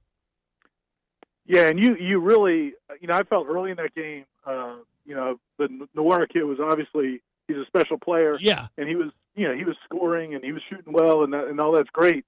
but you could see the physical toll that was taking. It kind of reminded me of the John Morant game last year in the NCAA tournament where, Florida State said, look, we're going to make life hell for these other guys. We're not going to send 2 or 3 guys at you to try to shut you down. You go and score your 30 points or 35 points. We're going to make life difficult for these other guys who aren't super talented and see what they can do. And all those other guys kind of melted. And, and then, I just felt like that was a smart approach. And there was a period early in the second half, the moment that I first thought of when you started mentioning that frustration. I think it was early in the second half where Florida State just got a couple of offensive rebounds, got to put back, and their coach just lost his mind and called timeout, and those guys just looked gassed. There was still 15 minutes to play, and their guys looked like they were just about done. And and that's a game where you didn't necessarily get a huge game from Patrick Williams, right, who I think is an emerging star. Raekwon Gray did not play a very good game. He's not kind of found himself yet. Ira, that's putting it mildly. He was terrible. But go ahead. Well, yeah, trying to be nice. I like the kid. I do too, but he was terrible. He's a better player than he's looked. Oh, by far, yes. If he figures out his role, there's more to come. I guess my point is, it doesn't feel like sometimes when you have a team that's really hot middle of the year, you think, okay, well, that's what they are. That's as good as it's going to get. And now they just got to see what they can hold on to. I really feel like this team, now, like you said, MJ's not going to go off for 25 every night, but they don't need him to. And I feel like this team still can get better. Again, Balza didn't play in that game, and he's a guy that you really have to like a lot. So I still feel like this team can, to quote the great Leonard Hamilton, they still have a lot more to grow.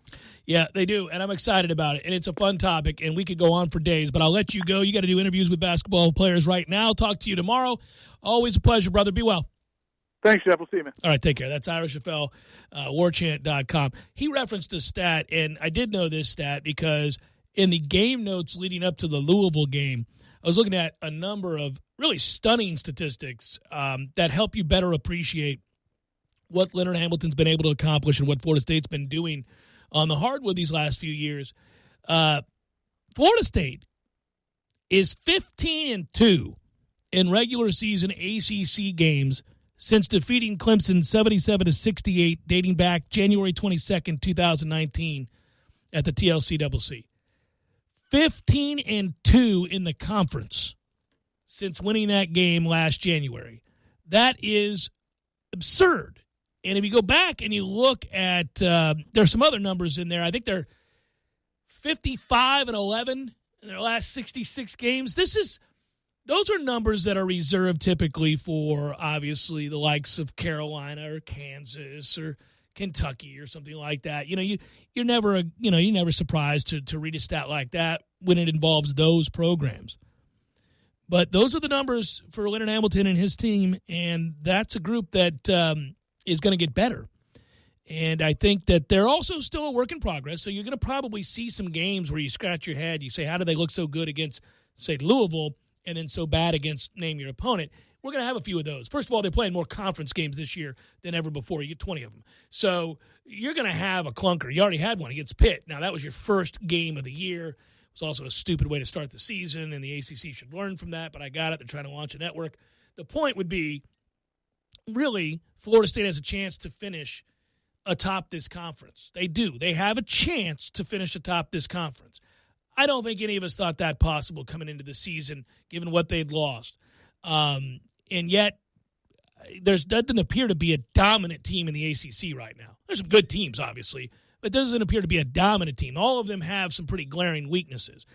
From a blue-chip standpoint and all of that, obviously Duke has more talent, Virginia has more talent, North Carolina has more talent. There are teams in the conference. Louisville has more talent if you're going by those standards. But if you just look at the collection of players, the way they play together, the athletes, the length, the depth, there is something really kind of special going on right now. That's evidenced by an Elite Eight and a Sweet 16 and all that other stuff. But you're seeing that now, and I don't know why. Corey Clark said it. I know we're up against it, but Corey Clark said it, tweeted about it after the game where he said, I don't know why I'm surprised, but I continue to be amazed. I got to stop being so shocked when they win games like this. I'm paraphrasing. I probably said it more eloquently than he typed it. But what I would say is that it's true that that you go into a game like that and you think, they're going to lose this game. I mean, it's Louisville at home. Louisville's frustrated. They're not playing as well as they would like. They got to bounce back. You know, they were number 1 in the country at one point. They're at home on a Saturday. They're going to win this game. And then you watch it play out and you're like, well, not only did Florida State win it, it's not a buzzer beater in which, they get, something happens. There's a measure of good fortune that you just don't really anticipate. They won the game. They deserve to win the game. They pretty much, throughout the course of the game, were the better basketball team. They were. If it weren't for the Nwara kid, they boat raced him. And as it was, they boat raced him, 78-65. One thing that stands out to me, again, is watching how many block shots or how many altered shots Florida State is a part of game in and game out. It's amazing. Florida State is 3rd in the nation in block percentage. And in conference games, they dominate folks right now, blocking shots, 26% of twos. It's an amazing statistic to watch. You don't get anything easy against us, hence the frustrated look on opposing players' faces. I think at about the 12-minute mark, Ira was pointed out at the 15-minute mark of the second half, you can see it on Louisville's players' faces. Like, damn, man, is there not an open look ever? Do I not get a look? Do I have to put extra arc on everything when I'm in the lane? Do I have to try some crazy-ass angle every time I'm in the paint? It's Jeff Cameron Show, 97.9 ESPN Radio.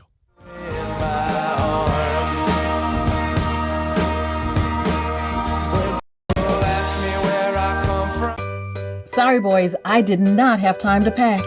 We got this. It's right here, guys. We got this. I thought I could handle it. We got this. Moving doesn't have to be a hassle. Call us first at 2 Men and a Truck. No matter the move, home or business, we'll make it a smooth one. I forgot something. We got this.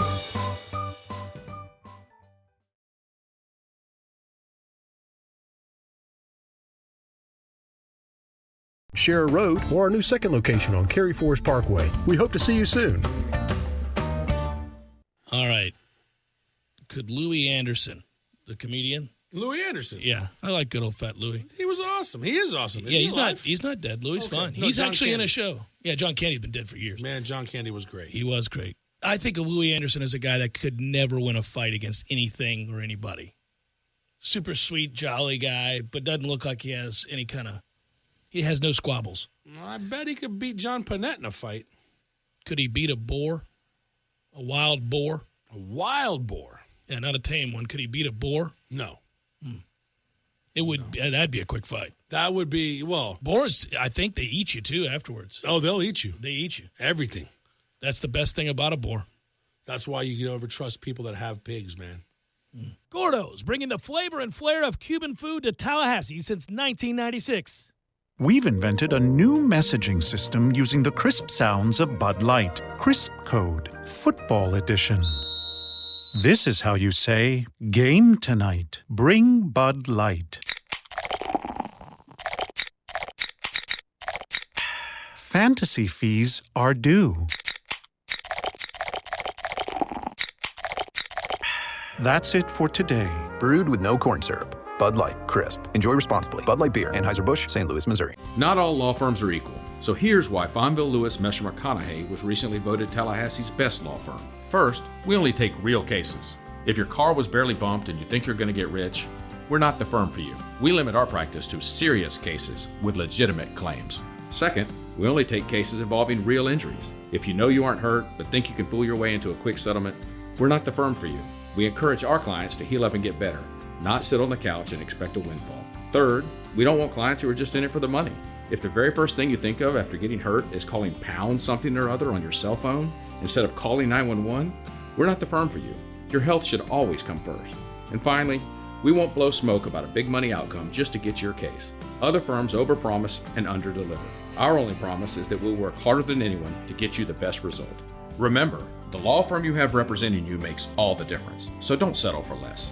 Call Fonville Lewis Mesher McConaughey and let us put our reputation to work for you. Hardee's new 2 for $5 mix and match may just be the best deal in town. Where else can you get any 2 Hardee's favorites like the bacon cheddar double, the hot ham and cheese, the original roast beef, or the charbroiled double cheeseburger for $5? That's a ton of lunchtime options for only $5. Come to think of it, Hardee's 2 for $5 mix and match may even be the best deal in the state. Someone call the governor and double check that. Offer available for a limited time after regular breakfast hours at participating restaurants. Price and participation may vary. Tax not included. Not valid with any other offer, discount, or combo. As sports fans, we all know this is the best time of the year. And the best places to catch all the action are at the Corner Pocket Bar and Grill and 7th Hill Tap Room. If you're a fan of an action-packed environment, the Corner Pocket is the place to be. Happy hour specials every day, including all day on Sundays, with sports in HD everywhere you look. For location hours and menu, head to cptallybar.com. Whether you're feeling the upstairs at the Corner Pocket or lounging down at the 7th Hill Tap Room, your game day is always covered. 2475 Appalachia Parkway, right next to Earth Fair. The new year is here, and I found the perfect way to shake up our shopping routine. It's Walmart's grocery pickup and delivery. Oh, yeah? We get the same prices as in-store, but at Walmart, they do the shopping for you. So it's like a shopping shortcut. A very grocery mother who just shops her grocery list so hard. A secret sauce that makes running errands a cakewalk. A life hack that hacks your life to get more life out of life. Nice. Use code WOWFRESH and get $10 off your first grocery pickup or delivery today. Walmart. Save money. Live better. Delivery fee applies. Delivery available in select markets. First order only. $50 minimum. Expires March 31st, 2020. Restrictions apply. Oh, yes, you've thought about it, but now it's time to enjoy the moss-drenched live oak, rolling hills, and pristine greens of Southwood Golf Club. Our friends at Southwood Golf Club offer individual, family, and student memberships, and now offer the all-in membership. That's right, never pay a card fee when you play. Don't forget, at Southwood Golf Club, it's not just about the golf. Hit the clubhouse for brunch, or maybe enjoy trivia night, live music, happy hour, and all-you-can-eat night specials, too. For membership information or to join right now, just call 850-942-4653. Southwood Golf Club is ready to make you a member. 850-942-4653. This is the Jeff Cameron Show. Jeff Cameron Show on 97.9 ESPN Radio.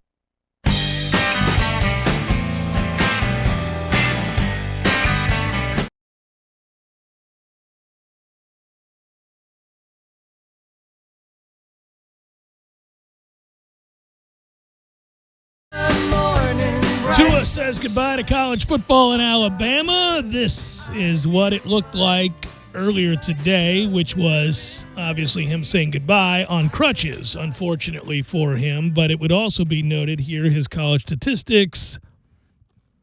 Yeah, that would be 11, 43, 33 in his 3 years. That'd be touchdowns in the left side, 2, 6, and 3 in the right, and 63.6, 69, and 71.4 relative completion percentages for each of the 3 years. Obviously, that first year that I alluded to was just 77 attempts. But those 2 years where he was the guy were well on their way to being 2 of the greatest seasons in college football history. One of them should have won the Heisman in 18. 3,966 yards passing, 43 touchdowns to 6 interceptions. And he fine campaign. Played pretty much 6.5 games because he was always done by halftime. Yeah. And then that final year where he got hurt, unfortunately, he was really rolling yet again. 33 touchdowns to 3 interceptions, 2,840 yards passing. He was completing over 71% of his passes when he got hurt. So now it becomes whether or not he meets certain checkpoints in his rehab. I think for teams to feel real comfortable about what's next for him, obviously projected first rounder no matter what. I think he's an interesting prospect in the sense that obviously when he's upright and capable of utilizing all of his tools, he's a real good football player. He's only 6'1". So it's not like you look at him and you see measurables and say, oh, 6'4", 230, big arm, all these other things. You go, well, really, really, really good athlete, very accurate, 6'1". Yeah, the comp for him, prone. For me, would be Russell Wilson. I see a lot of Russell Wilson in his game because of the throws that he can make from the pocket. He can command the pocket. He's got decent pocket presence, not as good as Russell's, I don't think. He gets greedy at times, but then also his legs can be a bit of a game changer too. He sets himself up for good throws, obviously to break any pressures. He could do that in spades. He reads defenses very well. But the question is, now he's got injuries to both ankles and a hip That's a hell of a 1-2-3. Yeah, it sucks for him too because you get, obviously, until you can prove otherwise, labeled with the oft-injured or injury-prone. May not be fair. We see lots of guys suffer injuries. Football's a violent game, and then they go 7-8 years without an injury. You just don't know. He is a guy that currently has set the single-season FBS record for efficiency at 199.4. That record will likely be broken, barring a nightmare scenario in the national championship game for Joe Burrow. So how privileged we've been to watch elite quarterback play in these last few seasons, goodness gracious. But that's where it's been. Tua, obviously, now this year, Joe Burrow. So in the break, Matthew and I were talking about the national title game and just how the total is 69.5. And I don't know what to think about that total because you could see, honestly, I think if one team could run away and hide from the other, it would be Clemson running away from LSU. Because they defend. Correct. What we just saw from LSU's defense was against a limited team in Oklahoma. Now, Oklahoma can light it up, but Jalen Hurts can't beat you down the field the way that Trevor Lawrence certainly can and has since after the North Carolina game.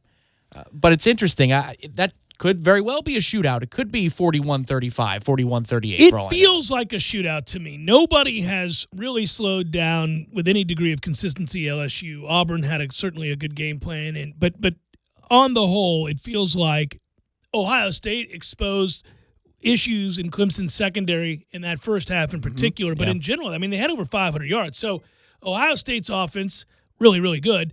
Not the juggernaut that LSU's offense is.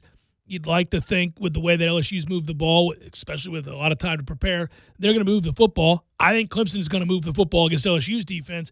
I'm leaning towards over, but I get what you're saying. I mean, I feel like if there's a team that would run away, and I'm not saying it's going to happen because I think it's a great game, it would be Clemson because if you got 2 or 3 stops in a row and you were able to put points on the board, it turns into that Alabama-Clemson game where all of a sudden down distance score dictates what you're able to do and not do. You're going to have to throw the football. They're going to know you're throwing the football. They're equipped to do something about it. So that's kind of the problem there. I think for LSU, it's a matter of getting enough stops to be able to stay balanced. And I think certainly they can. They've played better on defense as of late. I'm hoping we get what it looks like. You have the very best offense in all of football going against the best defense, at least as it pertains to points per game in all of college football. And I hope we get an all-time classic that resembles the middle there. Something right in between a dominant defense and an outstanding offense. I know you don't like this game as much as I do. I still hold on to it from years and years ago. It was the opening game of the NFL season, and it was Green Bay against New Orleans. And it was a score fest, but it was Aaron Rodgers making throw after throw and Breeze making throw after throw. And, if you like defense, this wasn't a game for you. No. But when you have perfect throws, I mean, strung together 3 at a time or 4 out of 5. Sure. There's such thing as a really good offense as opposed to terrible defense. Sure. This game could have that. I mean, Lawrence is capable of making unbelievable throws. We all know that. But into double and triple coverage, he puts it on the correct shoulder where his guy can go get it. And next thing you know, that might be the bad throw of his group because of the choice. He didn't make the right choice to the open receiver underneath. But if he gets away with that one, which he does often, then you've got ETN for a gain of 20. Next thing you know, it's a touchdown because that dude is just a freak. And Burrow's anticipation on the throws downfield that he makes are absurd as well. Right now for Clemson at plus 5.5, still at minus 108. By the way, plus 185 on the money line. If you're liking Clemson, go ahead and hit that one. 69.5 is your over/under. I did just check a popular website, for these things. Yeah, 6.5 is the number I saw. Can you believe that? I'm gonna talk to my guy. I'm getting 5.5 currently. I mean, 6.5. Okay. Really? Yeah, it's a minus 115 proposition, but yeah, 6.5. Keep going, SEC. Keep betting it. Keep betting it up. Well, if you love LSU, given 5.5, you're only minus 112. Yeah, you're minus 215 on the money line, but that's okay. By the way, back to the factoids from this weekend's wild card action. Obviously, 2 OT games this week in Minnesota, New Orleans, Buffalo, and Houston. The last time a wild card game went to overtime was, I think you know this. The last time a wild card game went to overtime. Dude, I'm so out of it still from the holidays. Go ahead. It was in 2011, and lest we forget, it was Tim Tebow's shining moment. Oh, my God. Against Pittsburgh. Yeah, in overtime against the Steelers. Was that William Gay? Who was the corner? Housed it on the slant. To Demaryius Thomas. Yeah, that's right. Yeah. Road teams went 3-1 with both 6 seeds winning. The under hit in all 4 games. Yes, it did. Yes, it did. The under is now 29-11 in wild card round the last decade. You can just blanket bet unders in these wild card games, and I did. But I will say, I was surprised that one of them didn't go over. I kind of thought that the Seattle-Philly game might go over, but I still Really? That was one I felt good about. Well, I took the under in all the games, Yeah, and I took Tennessee on the money line, so I had a good weekend. But it was. I thought those two defenses were poor. I stayed away from Minnesota and New Orleans for fear that it was one of those games for Breeze in terms of the total. Because, right. I did play Minnesota +8. Because that's a ton. I mean, it's a playoff game. Stupid line. What are they doing? But stop. If Breeze and Peyton have one of those days, the total just gets obliterated. Russell Wilson, Kirk Cousins, and Ryan Tannehill, all 8-round picks, all winning playoff games. That's 2012, right? Andrew Luck, Robert Griffin III, Brandon Whedon, Brock Osweiler, all begin to fade in memory. Those were all the same draft class. Brandon Whedon. He was like 27 when they took him. Think about that. That's all the same draft class. Who knows? Maybe RG3 has a couple of big plays, gadget plays coming up this weekend. Russell Wilson is 5-0 against the Eagles, and the Eagles have only averaged 11 points in those 5 losses. Struggling. It certainly hurts when your quarterback gets knocked out by a spear to the back of the head. You know, if that's your guy, meaning your player who is targeting the opposing quarterback, you can both acknowledge that it was, in fact, targeting and a spear, and you can go, my man! He's a competitor, Tom. Just wants to win football games. I'm kidding. Yeah. DK Metcalf racked up 160 yards receiving, a rookie record for the game. What about the catch in traffic in the fourth quarter in that game? And he gets up and flexes. That's a man right there. He is allowed to do that. He is. Look at him. Seattle facing Green Bay at Lambeau, where they have lost 8 straight times. Woo. Is that so? That is right. They haven't won on the frozen tundra since 1999. Wow. 21 years ago. I'm sure I watched that game. The last 3 teams, this will crack you up. More factoids here. Prior to Sunday, the last 3 teams to lose a fumble on the opening drive of a playoff game won the Super Bowl. Really? The 2012 Ravens, the 2013 Seahawks, the 2017 Eagles. Vikings wide receiver Adam Thielen fumbled on the Vikings opening drive against New Orleans. The kiss of life. Maybe the fumble kiss of life. Just cough it up. You're going to go win. In their 6th postseason defeats since winning the Super Bowl, meaning New Orleans, they've lost twice in overtime, suffered the Minneapolis Miracle, lost 36-32 at San Fran in the final seconds, and were in Seattle for Marshawn Lynch's beast quake. So they've had some toughies. So let me ask you this question. If Minnesota loses the game yesterday, does Dalvin Cook catch any heat for not being available on the goal line? It's just a visor that doesn't work, man. If your visor doesn't work, just put a helmet on and go in there. Get on the field. It's 1st and goal. Let's go. It's 2nd and goal. Let's They'd go. stop running pitches to the far side of the field. It'd be nice. Jesus. Derrick Henry rushed for a Titans playoff record 182 yards. This is quite the accomplishment given that Earl Campbell, Eddie George, and Chris Johnson have all played for that franchise. That's doing some things. I'd be really proud of that if I were him. That's insane. On short rest, yeah. 75% of the Titans' offense. It's like Jordan Nwora and Louisville's offense. Yeah, 204 of the team's 272 yards were him. That little pass to him was that was well done. No player has ever rushed for more yards against the Patriots in the Belichick era, by the way. The Pats' defense in 2019 would have been considered certainly one of the greatest in NFL history, but when they allow 20 points or more, they went winless. That's, That's really sad, though. Well, their offense was pathetic. It could be 21. I mean, you give up 21 in an NFL game, you should win the game. Yeah. 2-2 in wild card games in the Brady-Belichick era. The same duo, 28-9 in all other playoff games over the years. So just some fun little NFL notes. Wow. I didn't realize Henry set a record. Because usually there's a weird one where you're the 1 seed and you catch a wild card team after a bye week and you just destroy I would them. have guessed that Ray Rice went wild on them. He did. He hit the home run first drive and shut that place up. Just like he did his fiancée in the elevator. He went nuts against New England, buddy. He did. Jeff Cameron Show's too easy.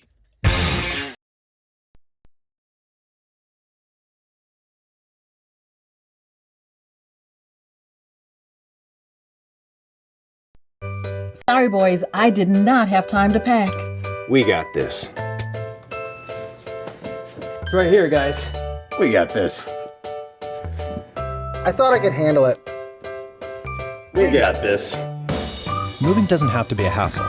Call us first at 2 Men and a Truck. No matter the move, home or business, we'll make it a smooth one. I forgot something. We got this.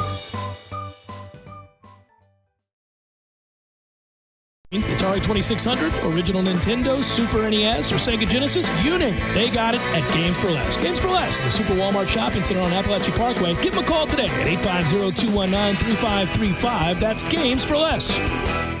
Hi, I'm Jay Farner, CEO of Quicken Loans, America's largest mortgage lender. Let's talk credit card debt for a minute. If you feel you're carrying too much of it, you're not alone. The average household in the U.S. carries over $8,000 in credit card debt. Ready for some good news? With a cash-out refinance from Quicken Loans, you can quickly and easily put some of the equity in your home to good use by paying off a lot of that high-interest credit card debt. A great way to take cash out is with our 30-year fixed-rate mortgage. The rate today on our 30-year fixed-rate mortgage is 3.99%. APR 4.23%. Call us today at 800-QUICKEN to learn how taking cash out with a 30-year fixed mortgage might be the right solution for you. And for a record 10 years in a row, J.D. Power has ranked Quicken Loans highest in the nation in customer satisfaction for primary mortgage origination. Call us today at 800-QUICKEN or go to rocketmortgage.com. For J.D. Power award information, visit jdpower.com. Rates subject to change. Pay 2% fee to receive this discounted rate. Call for cost information and conditions. Equal housing lender. Licensed in all 50 states. NMLS number 3030.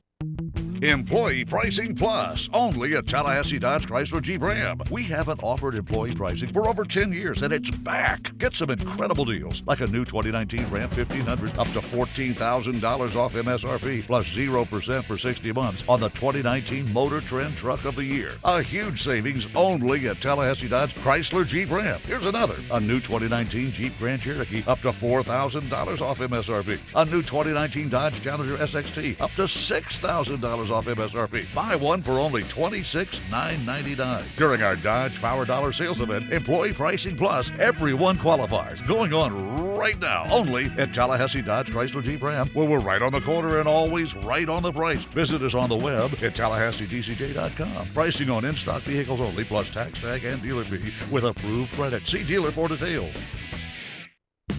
Today on Hey Culligan, softer equals better. Here's a tweet from Ed Itchy in Idaho. Hey Culligan, my laundry is so scratchy, I just cut myself on a cable knit sweater. Any suggestions? Hashtag send help. Hey, Ed Itchy in Idaho. Yes, the Culligan High Efficiency Water Softener will make that thing so soft, it'll go from cable knit to cable knot. Itchy. Hashtag soft laundry. Hashtag already on the way. Let us help you out with the free in-home water test with a local Culligan water expert at heyculligan.com. Take a journey with the 2020 Honda HR-V, part of Honda's best SUV brand by U.S. News & World Report. Bold lines add fresh style to this Honda favorite, while the 60/40 split second row gives you more room on your adventures. Tackle new terrain with the available all-wheel drive. And with Apple CarPlay and Android Auto integration, you will always be on the cutting edge. The HR-V is even available with Honda Sensing, a suite of safety and driver assistive technologies. So hurry to your Honda dealer to take your own journey with the HR-V. T-Spark Enterprises, roofing and construction services. T-Spark, TSparkConstruction.com. Are you starting a new business or expanding your business? Looking for the right general contractor to assist you with a tenant space build-out? Look no further. From restaurant to retail, we have the experience to work with you. At T-Spark Enterprises, we are ready to be a part of your vision and build a space that exceeds your expectations. Whether you're looking for design build or build from your own design, give us a call today for a free consultation. As the owner of T-Spark Enterprises, I guarantee when it comes to your business space, we only provide picture-perfect results. Call 766-1340. T-Spark Enterprises, roofing and construction services. T-Spark, tsparkconstruction.com. License number CGC 1525336.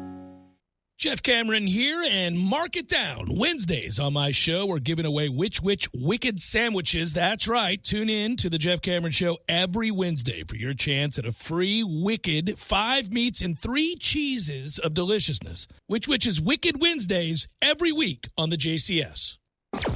Broadcasting live from the Tallahassee Dodge Chrysler Jeep Ram Studios in the capital city of Tallahassee. This is the Jeff Cameron Show on 97.9 ESPN Radio.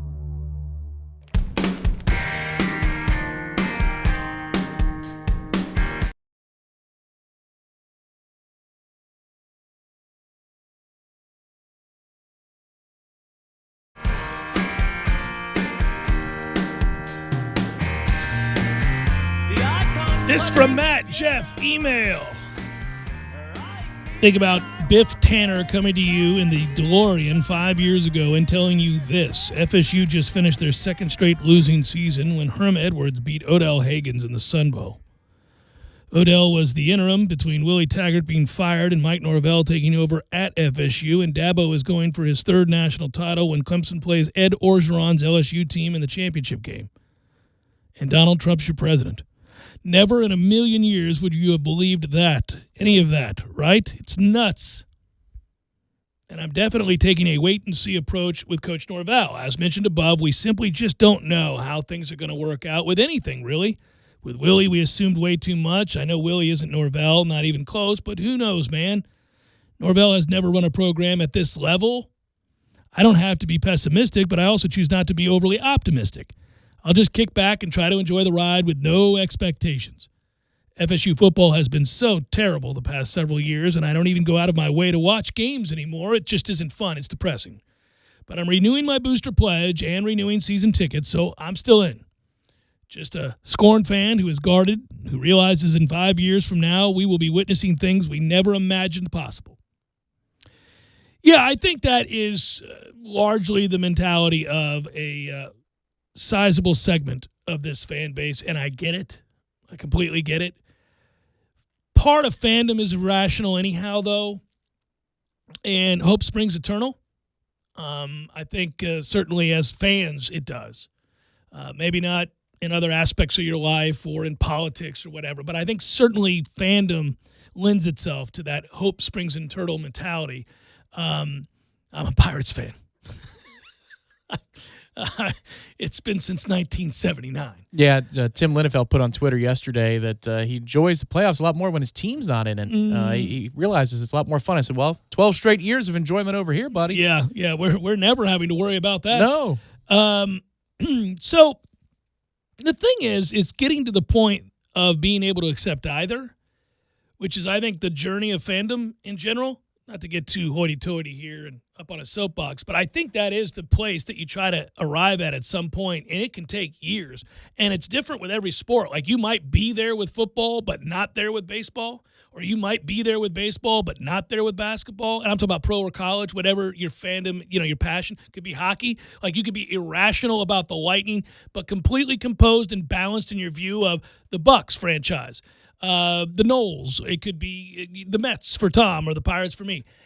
I found whatever place I needed to get to with the Pirates. They made it easy by losing for so long, I guess, that I eventually just said, well, someday maybe it happens. If it does, it'll feel all the sweeter that I was here for all of that. But, yeah, it can be difficult. I think in a lot of ways, the roller coaster for Florida State is one of extremes.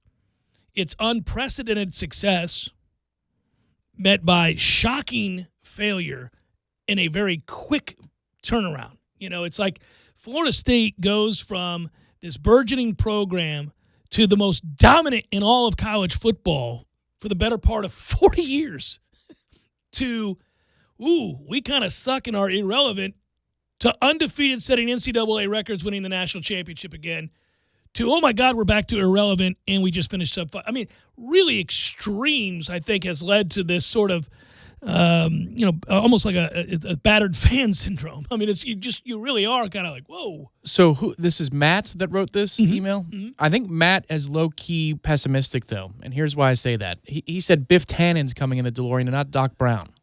And Biff was the one that ruined it all. So he believes bad guys win, I think.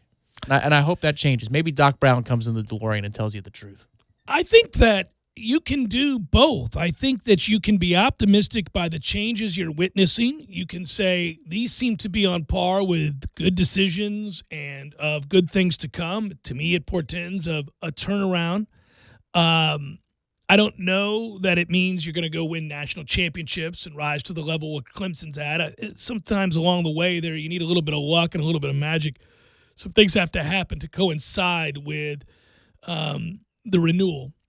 But at the same time, I think that you can say, he may do a better job. This staff seems a little bit more complete. Clearly, Florida State's learned its lesson and understands it can't win on the cheap, so they're all in with all the behind-the-scenes stuff right now. That's worth underscoring, too, that there's a mistake here from the administration. Oh, without question. Yeah, the administration made a glaring error, and they're looking to rectify it now. It's good. You got to learn from your mistakes. Sucks for the last guy, but that's the way it works. He didn't help himself either. But the point I would make here is that, at this point, you can invest in, say, emotion and excitement and enthusiasm for the changes you're witnessing, but also recognize it may take some time and just kind of hang back. But I don't think you have to be overly pessimistic, and I don't think that you can I don't know. I just don't – it's hard to be a fan that way. I mean, I go into every spring training, back to the Hope Springs Eternal thing, hoping that we're that team that rises in Major League Baseball. Every year there's a team where you're like, where did this come from?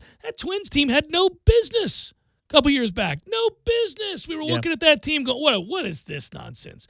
And there was a year where Cleveland won 96% of their one-run games through the first half of the season. You're like, okay, maybe we're going to stumble into the postseason with this kind of – I mean, it can happen, right? And once you're there, who knows? You win a series.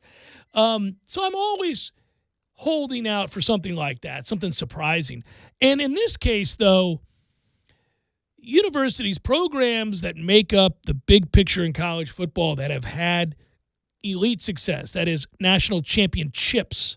I'm not talking about, the 40s or something like that where a Cincinnati or an Army or something or San Francisco, which doesn't, the university. I'm saying modern era of college football, the programs that have largely made up the upper echelon, Ohio State, obviously if you look at Oklahoma, you look at Alabama, these programs, they may fade, but they usually come back around. I think Florida State certainly fits in that category the last 50 years. Yeah, we're one of those. Yeah. So they tend to circle back around. I think we will, because everything you need to have success is here. I mean, you're in a hotbed of recruiting. That certainly helps. Final hour, forthcoming. Stay with. When I had to leave home.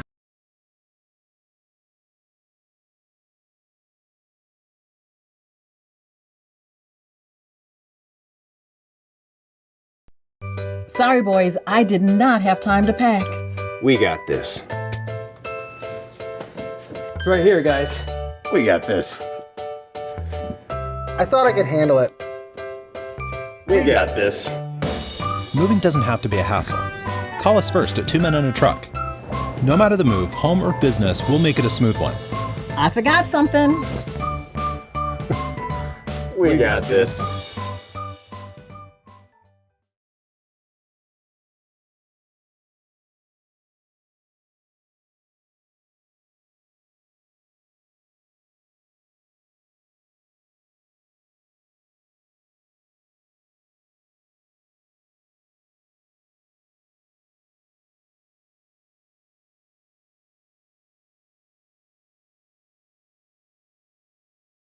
And he has no squabbles.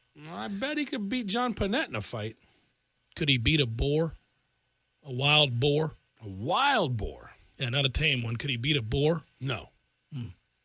It would. No. That'd be a quick fight. That would be, boars, I think they eat you, too, afterwards. Oh, they'll eat you. They eat you. Everything.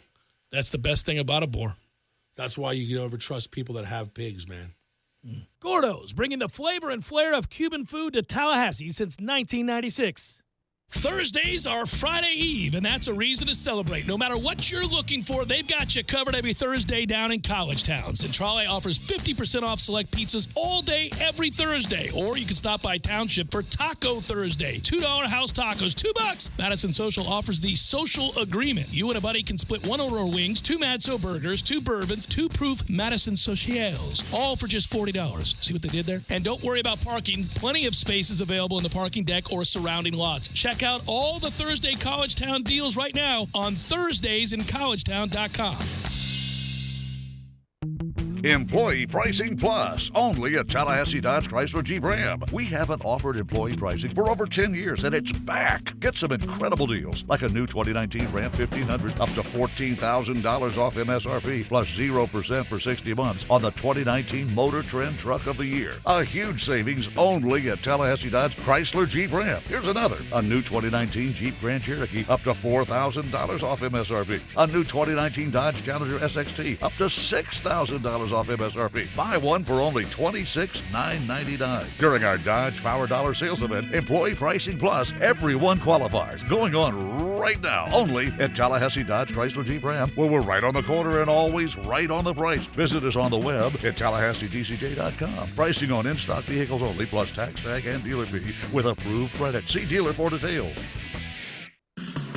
Who's ready for the best wings in Tally and locally brewed beers? Hobbit American Grill is the place to be. They've been voted Tally's best wings again in 2018. Hobbit offers Bingo Mondays, happy hour all day Fridays with craft beers on tap from all the local breweries. And the Hobbit is your home for all the UFC fights with plenty of high-def TVs for everyone. Be on the lookout for the food truck coming soon with the best lip-smacking wings in town. Hobbit American Grill, celebrating 40 years of serving great food to great friends for good times. For info on their hours and 3 locations, visit them online at myhobbitonline.com.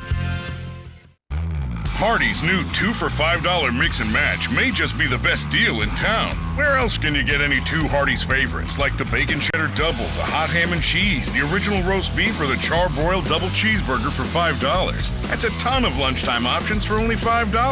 Come to think of it, Hardee's 2 for $5 mix and match may even be the best deal in the state. Someone call the governor and double check that. Offer available for a limited time after regular breakfast hours at participating restaurants. Price and participation may vary. Tax not included. Not valid with any other offer, discount, or combo. Today on Hey Culligan, softer equals better. Here's a tweet from Ed Itchy in Idaho. Hey Culligan, my laundry is so scratchy, I just cut myself on a cable knit sweater. Any suggestions? Hashtag send help. Hey, Ed Itchy in Idaho. Yes, the Culligan High Efficiency Water Softener will make that thing so soft, it'll go from cable knit to cable knot. Itchy. Hashtag soft laundry. Hashtag already on the way. Let us help you out with the free in-home water test with a local Culligan water expert at heyculligan.com. Hey Tallahassee, this is Danny Eiler. And Matthew Crowbaker. Join us for the Saturday morning bottle share every Saturday at 9:30 a.m. right here on 97.9 ESPN Radio, Tallahassee Sports Monster. Driving every day from the Tallahassee Dodge Chrysler Jeep Ram Studios. This is 97.9 ESPN Radio, WTSM, Woodville, Thomasville, Tallahassee. ESPN Radio Sports Center. I'm Christine Lisi. Developing story. Did not take long for the Cowboys to hire their new coach after officially parting ways with Jason Garrett. Dallas hired former Packers coach Mike McCarthy. The Cowboys were looking for 3 qualities in their next head coach that were lacking under Garrett, explains ESPN's Ed Werder. Fear, accountability, and discipline. McCarthy should provide some, if not all of that. Plus, he offers legitimacy and credibility. Since McCarthy's first season as a head coach in 2006, only Bill Belichick has more playoff wins in his 10. Cowboys will hire Saints linebackers coach Mike Nolan as their defensive coordinator. McCarthy was the 49ers offensive coordinator in 2005 when Nolan was San Francisco's head coach. Wade Phillips won't return next season as Rams defensive coordinator. It's on to the NFL for Alabama quarterback Tua Tagovailoa. The projected top 10 pick, recovering from major hip surgery, announced he's skipping his senior season to enter the NFL draft. Said he's optimistic he'll play this upcoming season. Despite medical concerns, ESPN's Todd McShay has the Dolphins taking Tua 4th overall in his initial mock draft. Right now at Wendy's, pick 2 faves, pay $5. Choose from 10-piece spicy or crispy nugs, a Dave's single or a spicy chicken sandwich. Wendy's 2 for $5. That's a win-win. We got you. Price and participation may vary at U.S. Wendy's. Spicy nuggets available for a limited time only.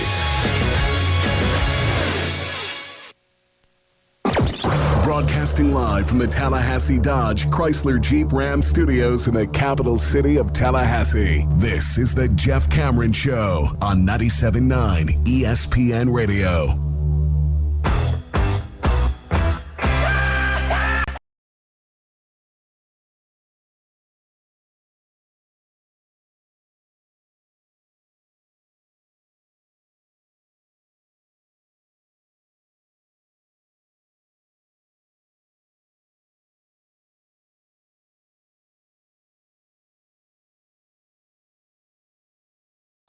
Final hour of the Jeff Cameron Show, at least for today. Appreciate you tuning on in. I'm Jeff. That is Tom. We are online, ESPNTallahassee.com. You can always go there to listen live via the streaming. It's free, so if you miss portions of the show, you can go back, catch up on that stream. We also post it, as I say, to iTunes.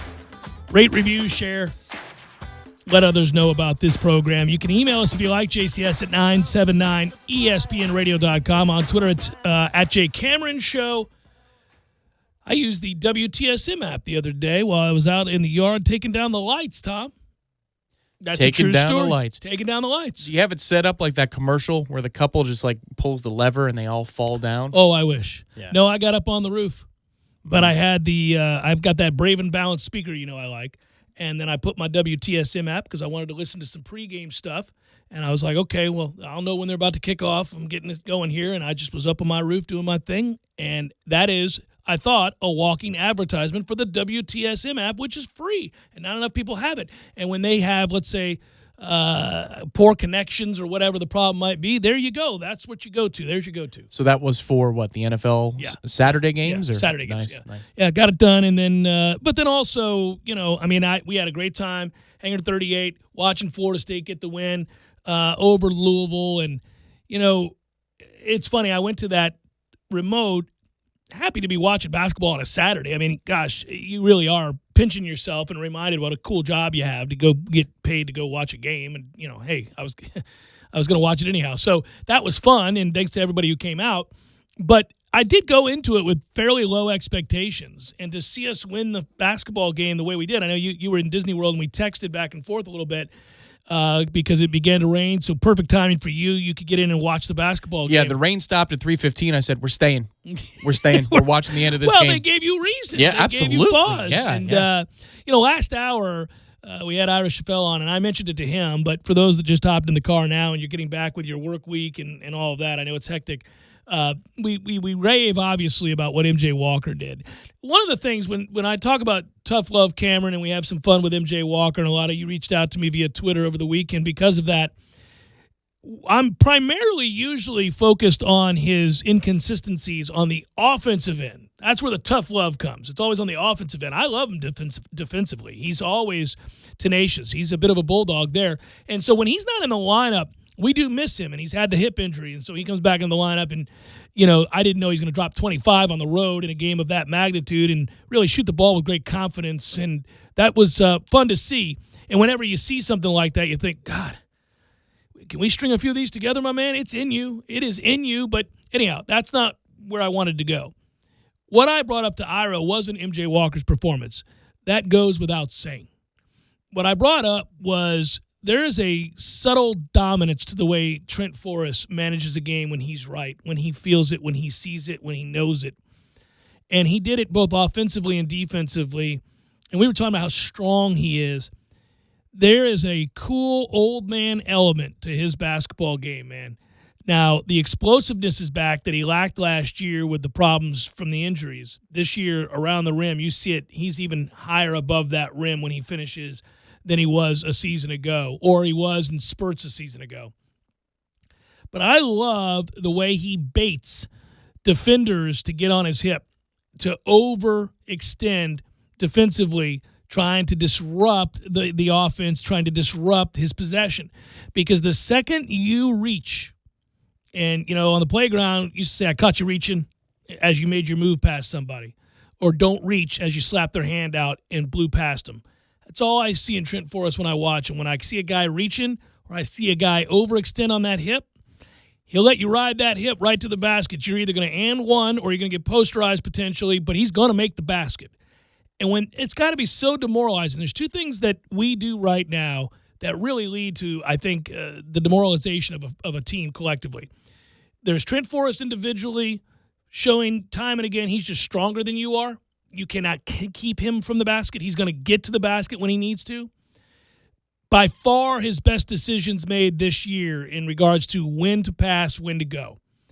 Secondly, we block everything or we alter everything. Nothing is an easy look. Nothing is an easy shot. Occasionally, if you rotate the ball well enough, you'll get a look. That's basketball. But we really contest anything in the paint. That's for sure. And the part about that I like is, you know what else we do, Tom? And I don't know if there's a correlation maybe in hockey. I know in hockey it causes fights. It becomes testy. But I like that we do it. And this is what I'm talking about. We block everything, including things after the whistle. We block everything. And we do it intentionally. And it cracks me up. It pisses people off. And I'm watching the faces of people. There is message sending going on at all times. If we get called for a body foul, we get called for a block or something like that, somebody comes over as the offensive player, attempts to just kind of toss it up at the rim and sends it 5 rows in and usually just stares at the guy. It's sort of this time and again, that's what would have happened. That's what would have happened. I would have just slung that. You're lucky they blew the whistle. In hockey, it's guys slapping it into an open net or something like that, and it's a big no-no when guys do that or take a shot that's after an the all-out whistle. brawl. Yeah, we're going to have a fight, right. But it feels, it's that sort of antagonistic wear on you physically as well as mentally. Yeah, you know what that is? It's clearing the net after the whistle. It's like shoving a guy to the ice because apparently that's not illegal at that point in hockey. So you're totally allowed to do that. Yeah. And after a while, you get pissed off. You get tired and you of slash it. somebody's shins, and Yeah. now you're in the box for 2 minutes. Right. But yeah, with us, you know, I was stunned in the second half how easily we were able to hit the runner consistently against a pack line. Because if you look at the first half numbers, we hit 16 from the field, 16 shots. 7 of those are threes. And that feels about right. We hit a ton of threes in the first half, and it felt it. But in the second half, we hit 16 shots again, but only 4 of those were threes. And how many times did we hit runners or contested shots in the lane against a pack line defense when we needed to break a run, when we needed to push it back to 7 or to 5 to make the game a little bit more comfortable, to put the fans' butts back in the seats when they were getting up and feeling good about themselves? I thought Mac did everything he possibly could to neutralize momentum and the flow of the game. Think about the couple of times he calls timeouts after a made basket just before a media timeout. Well, at the 12:05 mark, he did it, yeah. Exactly. He did it twice in the half. So you're spending about, 3 out of 5 minutes on, in a TV timeout situation. And what he's trying to do is just to calm the flow of the game down. But we would answer. We had a set play out of the under 12 timeout that was beautiful. And then we had another play, which was, I think it was the runner that we hit inside of 10 minutes. And I'm just thinking, man, every time we need to get an answer, we do. Historically, against that type of defense, you don't get that look. And that's why in the postgame, he was lamenting that their guards suck. And he just has this look on his face like, we can't stop them. They're too fast to get to their spot. Well, too strong. Go ahead, play it. There it is. Let's hear it. We got manhandled. And that's Chris Mack. Stick him in your mouth and suck him. We got manhandled. Well, he's about tired of Leonard's teams. That's 3 straight for Leonard Hamilton over Chris Mack.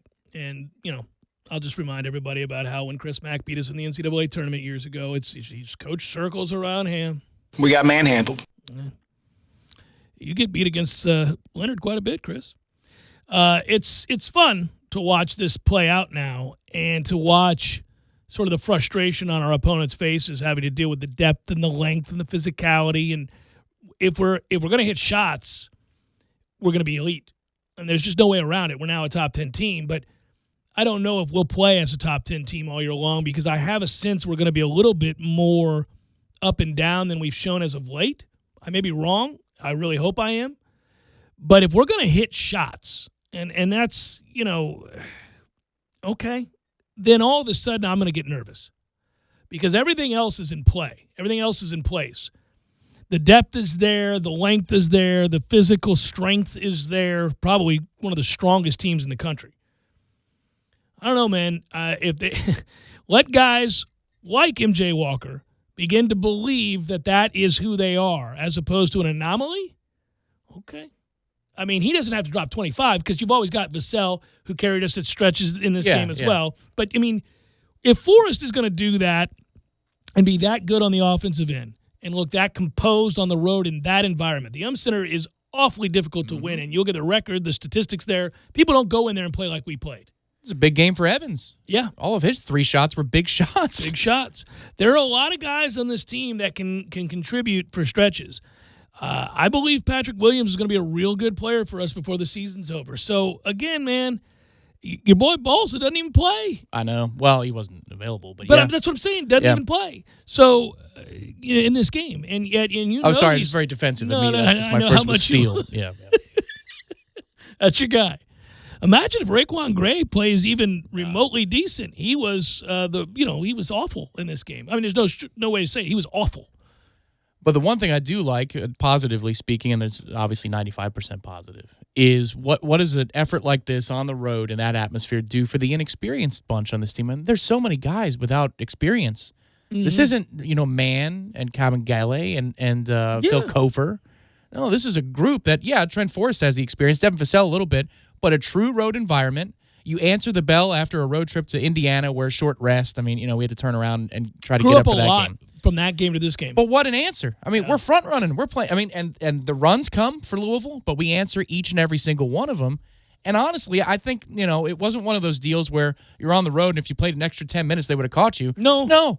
We would have beaten them worse if it went 10 more minutes. I kind of can make an argument that the last 5 minutes of that game is the embodiment of a team that quit. Yeah, they were done. They were ready to go home. They made their run. They made their push, and they said, "Well, you're just better than us." When the pushback happened the second time, I think they had cut it to 10, and then MJ hit the 3. By the way, you talk about the dispiriting 3 in that dude's grill relatively early in the shot clock. I was like, no, okay, that's a 3. When he's feeling it now, listen, I know it's not the same quality of game, but do you remember the night before Florida? We played, I think it was Western Carolina. Mm-hmm. It was one of the teams from up there. And that game, we were down 8-10, like for a long stretch. We had to fight to the very last possession. Yeah. The one guy who consistently hit shots to keep us in that ball game with that ridiculous team was MJ Walker. I'm not saying it led to this, but what I am saying is he's shown in stretches this year that when you need a big 3, he can give one to you. But in this game, he hit basically all the 3s, not just the big ones, but a lot of them. Yeah, Trent hit a wide open 3 too. When that one went down, I thought, all right, there's a little bit of that. Contagious a good way. Yeah. Really. And Vassell carried us for stretches, little spurts there where they had to have a basket, where that run had happened, and he got in the paint and hit that little leaner off the glass, and then he hit the baseline shot. And yeah, it was a good day to be a Noel, a good day to watch us go on the road and beat a really good basketball team. And I take my pot shots just because I hate the way that we get described, unfortunately, oftentimes from the national media. They didn't do a poor job, the announcers in this game. They did a fine job. I do. They circled back to it. It took them a minute to get there, but yeah. Yeah, I could do without Dick Vitale's grandiose prediction of a bowl game. I don't need you to talk about what your thoughts are on the national championship game. Nobody cares. You're not lending any insight into the national championship game. You don't know. Ball dome index nonsense. That's like 1982. Stop that. They like in the stretch where they could have been celebrating a magnificent road victory for Florida State. I got 5 minutes of him talking about the national championship. Well, okay, bone to pick broadcasting wise. How about the freaking Fox broadcast yesterday in the last 5 minutes of the fourth quarter? Every time there's a break in the action, they're talking about a storyline. Mm-hmm. This is a good finish. Yeah. Like you can talk about the plays that just happened. Talk about the game. Instead of talking about Peyton and Breeze and Cousins and what it means for legacies. Yo, man, he's about to snap the ball. We're in a legacy era, man, where everything's a referendum on the entirety of your career, and it has to be decided right here and now. Will this win change the narrative around Kirk Cousins forever? Does that loss hurt Peyton and Breeze? And just listen, that guy, let's go back to Drew Brees for a second, is an all-time great player. He's in the Hall of Fame, first ballot, a top 15 quarterback, who, in my estimation, is well on his way out the door and did not play well. Both can be true. That's fine. Let's move on. We don't need to really summarize it all. Let's talk about how it pertains to this game. They're talking about the seasons they've had and all this stuff, and it's like there's 10 seconds on the play clock. Hey, man, 3 wide, 4 wide. What are we looking at here? It's 3rd and 7. Yeah, I agree. Jesus. A little frustrating. That's atypical for them. That's why I noticed it more than, if it was a different team. Then maybe that's what Nance does, or I don't know. But with them, it was just every single 30 seconds, and they tried to get it in as much as they could. The NFL got lucky that the results were the way that they were, because we would once again be talking about some no calls or some calls in general and what's reviewable and not reviewable. By the way, you know me, nothing is targeting in my mind until you see targeting like Jadeveon Clowney, which is why the rule's in place. It's almost inarguable, right? No, that's like the one hit that's always been terrible. When somebody's going to the ground, you hit him in the low back, you hit him around the head. That's a head to the back of the head, and it's intentional. And I'm never the guy that faults the defender. Never. I never do. No, I've always hated that hit, especially in college, right? Because your knee's down, it doesn't matter if you're touched. So you're down, the play's over. Yeah. And here comes a-hole, like a heat-seeking missile, and he hits you right between the 3 and the 2. And it's like, what do you have one goal there, sir, and it's not to play football. That's true. Jeff Cameron Show, 97.9 ESPN Radio.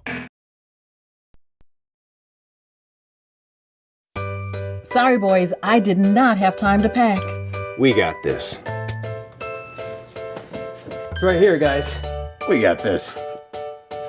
I thought I could handle it. We got this. Moving doesn't have to be a hassle. Call us first at 2 Men and a Truck.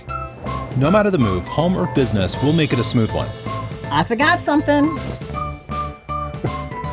We got this.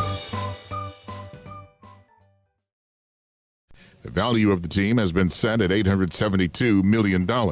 Speaking of soccer, lawmakers will issue guidance that video assistant referee technology should only be called upon to reverse clear and obvious mistakes regarding offside.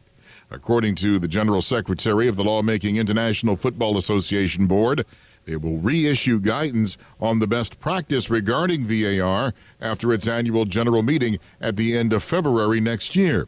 It comes after last weekend's Premier League games featured several marginal offside decisions, which were checked by VAR with goals tossed out. And that is a Bloomberg Business of Sports report. I'm Michael Barr. Attention all business owners who rent or lease space, including storage space. Stop wasting your money paying someone else for your space. You can now save a ton of money and own your own building with the incredible sale prices from General Steel. That's right, start saving money every month on renting space from others. Just call 888-41-STEEL to see how General Steel can help you save money. Our 50-year structural warranty buildings are custom designed for your needs and save you a ton of money. Call 888-41-STEEL. Take it from a successful entrepreneur. If you need to expand or start a new business, you need General Steel. Great team and the competitive pricing is the reason I went with General Steel. Call 888-41-STEEL now, and you can get any of our popular quick construction structures, including a 40 by 60 foot building or a 50 by 100 clear span building, fast and easy. Call 888-41-STEEL. That's 888-417-8335. 888-41-STEEL. All right. Could Louis Anderson, the comedian? Louis Anderson. Yeah, I like good old fat Louis. He was awesome. He is awesome. Yeah, he's not dead. Louis fine. No, he's John actually Candy. in a show. Yeah, John Candy's been dead for years. Man, John Candy was great. He was great. I think of Louis Anderson as a guy that could never win a fight against anything or anybody. Super sweet, jolly guy, but doesn't look like he has any kind of... He has no squabbles. I bet he could beat John Panette in a fight. Could he beat a boar? A wild boar? A wild boar? Yeah, not a tame one. Could he beat a boar? No. It would. No. That'd be a quick fight. That would be, well... Boars, I think they eat you, too, afterwards. Oh, they'll eat you. They eat you. Everything. That's the best thing about a boar. That's why you can never trust people that have pigs, man. Gordo's, bringing the flavor and flair of Cuban food to Tallahassee since 1996. Not all law firms are equal, so here's why Fonville Lewis Mesham McConaughey was recently voted Tallahassee's best law firm. First, we only take real cases. If your car was barely bumped and you think you're going to get rich, we're not the firm for you. We limit our practice to serious cases with legitimate claims. Second, we only take cases involving real injuries. If you know you aren't hurt but think you can fool your way into a quick settlement, we're not the firm for you. We encourage our clients to heal up and get better, not sit on the couch and expect a windfall. Third, we don't want clients who are just in it for the money. If the very first thing you think of after getting hurt is calling pound something or other on your cell phone instead of calling 911, we're not the firm for you. Your health should always come first. And finally, we won't blow smoke about a big money outcome just to get your case. Other firms overpromise and underdeliver. Our only promise is that we'll work harder than anyone to get you the best result. Remember, The law firm you have representing you makes all the difference, so don't settle for less. Call Fonville, Lewis, Messer, McConaughey, and let us put our reputation to work for you. Hi, this is Peter Bond, owner of Jerry's Cigar Shop. Jerry's has been a local favorite for cigar enthusiasts for the last 25 years. We have the largest walk-in humidors in town, filled to the brim with an amazing cigar selection. Relax in one of our leather chairs and enjoy an ice-cold beer or a glass of wine with your cigar. Jerry's is a great place to watch sports on our big flat-screen TVs and offers a comfortable setting for lively conversation. Visit our original store on Scherer Road or our new second location on Cary Forest Parkway. We hope to see you soon. Hi, I'm Jeff, founder of Which Superior Sandwiches, and I'm here to tell you about our signature Which, the Wicked. Why call it the Wicked? Some say it's wicked tasty, some say it's wicked large. One thing's for sure, with oven-roasted turkey, ham, pepperoni, roast beef, and bacon, as well as your choice of 3 cheeses, it definitely takes you from wicked hungry to wicked happy in just a few wicked good bites. Only at Which Superior Sandwiches. On Wednesday, the Wicked is just $5. 5 meats, 3 cheeses, $5. This is the Dan Levitar Show on ESPN Radio. I'm happy with my life. I don't need to prove anything to anyone, so I don't need to go out and do this. Oh, let me go out and be seen at this place. Let me tag myself at this locale so that people know that I came to the ice cream museum, so that people can see me taking a picture with the fake plastic sprinkles that ended up killing all those fish and birds years ago. This is who I am. Accept me or don't. I don't. Wait, we have an ice cream museum? Yeah, it was like down the street somewhere on Ocean Drive. And then they had like this big pit, and the pit was like sprinkles. Wait, like a ball pit but with sprinkles? Exactly. What? Everybody was jumping into the pit. I would jump in there, guys. open mouth, just Well, they were fake. Oh. There was just a trail of sprinkles all across the beach. And then whenever it would rain, those sprinkles would then be gone into like the drains, and then it'd flood out into the ocean. And fish were eating these sprinkles, and they were dying as a result of these fake sprinkles from the ice cream museum. That's not funny, but just the way. Well, it is funny. The Dan Levitar Show, weekdays at 10 a.m. on 97.9 ESPN Radio. You're listening to The Jeff Cameron Show on 97.9 ESPN Radio.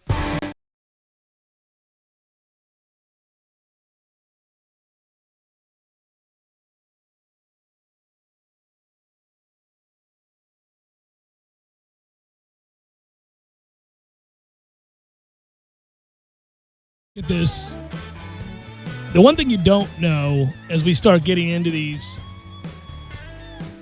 playoff games for this weekend and as it all sets up, well, a couple things you don't know. You don't know who's going to win the Super Bowl. I mean, let's be honest. Most of the time, right around now, we've kind of had a really good feel for, well, they're going, and this is going to be this, and feels pretty open.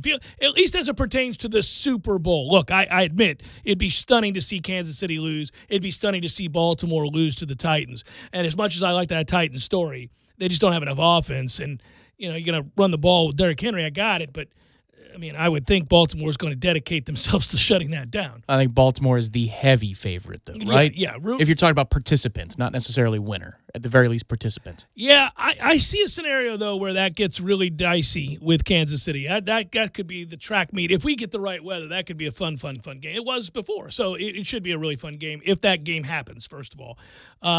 We all assume, and, San Francisco should win their game, but it's not it's not a slam dunk. But what I was going to say was Jimmy Garoppolo is making his first career postseason start, and that's always something to look at because there is the effect of the pressure of that moment is real, and we see it all the time. Pressure affects these guys. The best players in the world in all their sports are oftentimes, because they're human, and we forget that sometimes, adversely affected by the pressure of the moment, especially expectations. It's one thing to be making your first start if you're a major underdog, where, look, Tannehill did nothing in the game, virtually nothing. He made one throw at the end of the game to convert a third down. It's an easy throw, and I can't believe they're playing pretty off coverage there. But anyhow, other than that, he didn't have to do anything, literally threw for 70 yards. But he was an underdog. They knew, everybody in the building knew what was going to happen with running the football. So, he was under pressure, but not immense pressure. Garoppolo, they're favored to win the game. They're 13 days off. They're resting. He's had a good season. He's going to be expected to go and win this football game. So we shall see. But they did have the numbers, and we get these advanced numbers from ESPN about guys making their first career postseason starts.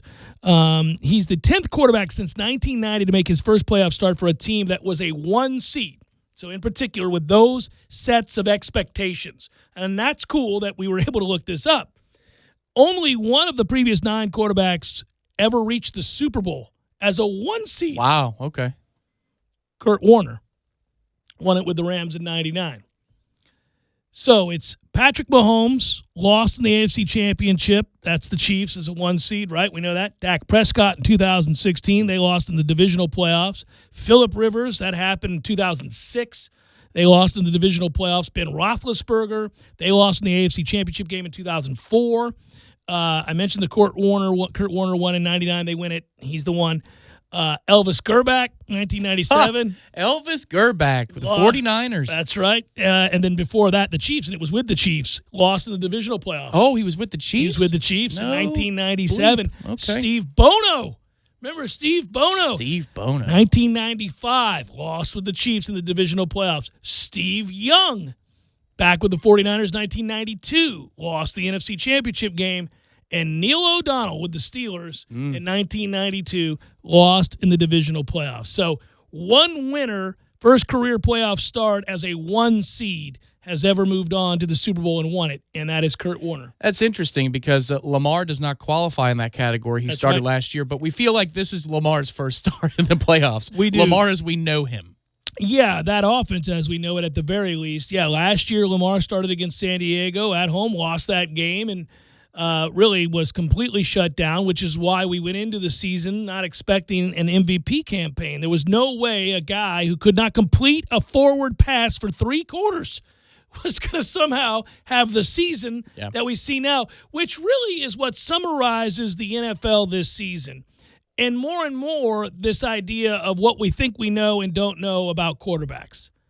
I am willing, in a way that I never used to be, to suggest that even with guys that I've probably washed my hands of now or would not look to sign or don't believe in long term, what we know is in the right place, in the right situation, when asked to do the right things within their skill set, a lot of people can have great success, more than you or I or anybody else observing their career up to that point thought possible.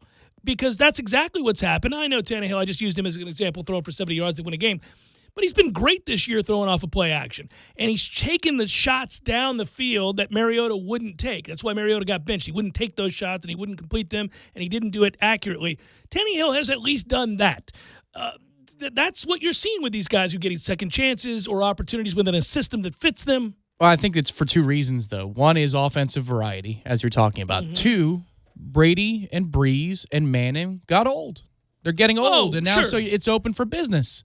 You don't have an heir apparent yet. Now, this playoffs can change that discussion. You say that Mahomes is the guy or Lamar is the guy, or maybe they play a classic next week and it's both of them, and it's just that's going to be their conference for the next 5 years. But you don't have a list of 5 or 6 dudes that you have to go through every single year anymore. It's just not that way. But even playing, I mean, like Lamar Jackson, I know it's year 2, but I mean, goodness, he didn't look anything like what we're seeing now. Sure, they catered. It's not him yet, but what I'm saying is, it was Manning and Brady in the AFC, and you just had to deal with it. Tough luck. And then it was Rodgers and Breeze in the NFC, and then you had Big Ben in a given year or Rivers in a given year. They could all rise up. You have like these titans of the game, and it's not just because it's easier to play receiver and easier to throw the ball. These are legit studs. Well, and to that end, if you're wanting to bank on experience, this is where you would have it now. Aaron Rodgers has started 16 playoff games / Super Bowl, the whole thing in his career. Russell Wilson with 14. After that, Kirk Cousins, 2. Deshaun Watson, 2. Patrick Mahomes, 2. Lamar Jackson, 1. Ryan Tannehill now, 1. Jimmy Garoppolo, 0. So it's, I'm not betting on Russell Wilson in Seattle to win the Super Bowl. I don't think they move on, but he gives them a fighting chance. Ton of experience, really talented. Aaron Rodgers, obviously that team won 13 games, played good defense. He's won a Super Bowl. There was a stretch where he was the best quarterback in football. Wasn't this year, but it has been. That exists. That's in there, we think. Let's see what he does, but he's got a ton of experience in these situations. So the one thing about Baltimore, I keep coming back to them, is it's not necessarily about Lamar, and he's a great eraser by himself, but that style of football travels. It goes anywhere. And Baltimore could be 2 different places this weekend depending upon what the front does or what the weather does. But, they could play indoors. They can play outdoors because they're coming for your lunch money, and they take it, man. Ingram, the rebirth that guy's had in the last 3 years because he was a bust. Well, think about he was a Heisman-winning bust. We always talk about what defenses do when they have to prepare for the odd math. The fact that a quarterback makes it really, really difficult because the math now favors the offense, and that frees up Ingram in a lot of ways, and you've seen that, and he's certainly felt the rebirth. He's energized not only in the way that he's running the football, but you look at him off the field. His interviews are better than they've ever been. That's a guy that went from purgatory to believing he's got a chance to thrive for years to come. The penthouse, absolutely. Yeah. And you just look at the body type, too. He's put on some extra NFL weight. But that, I know that Hollywood Brown is the deep threat, but that the tight ends, Andrews and others are so, Hayden Hurst are so involved in that offense. Yeah. I mean, that is like a straight-up throwback offense with a superstar quarterback that we've never seen before, I grant you. But just think about that. The power sets that are on the field. That's like something straight out of the 70s. Lamar Jackson's 23 years old coming up on January the 7th, tomorrow. He'll turn 23. He's the sixth quarterback to start a game for a 1 seed at that age, 23 or younger, since 1975. It's the second straight year it's happened, though. Patrick Mahomes did it last year. Jeff Cameron Show, 97.9 ESPN Radio.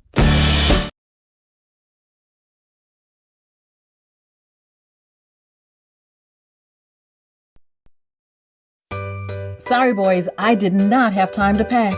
We got this. It's right here, guys. We got this. I thought I could handle it. We got this. Moving doesn't have to be a hassle. Call us first at 2 Men and a Truck. No matter the move, home or business, we'll make it a smooth one. I forgot something. We got this.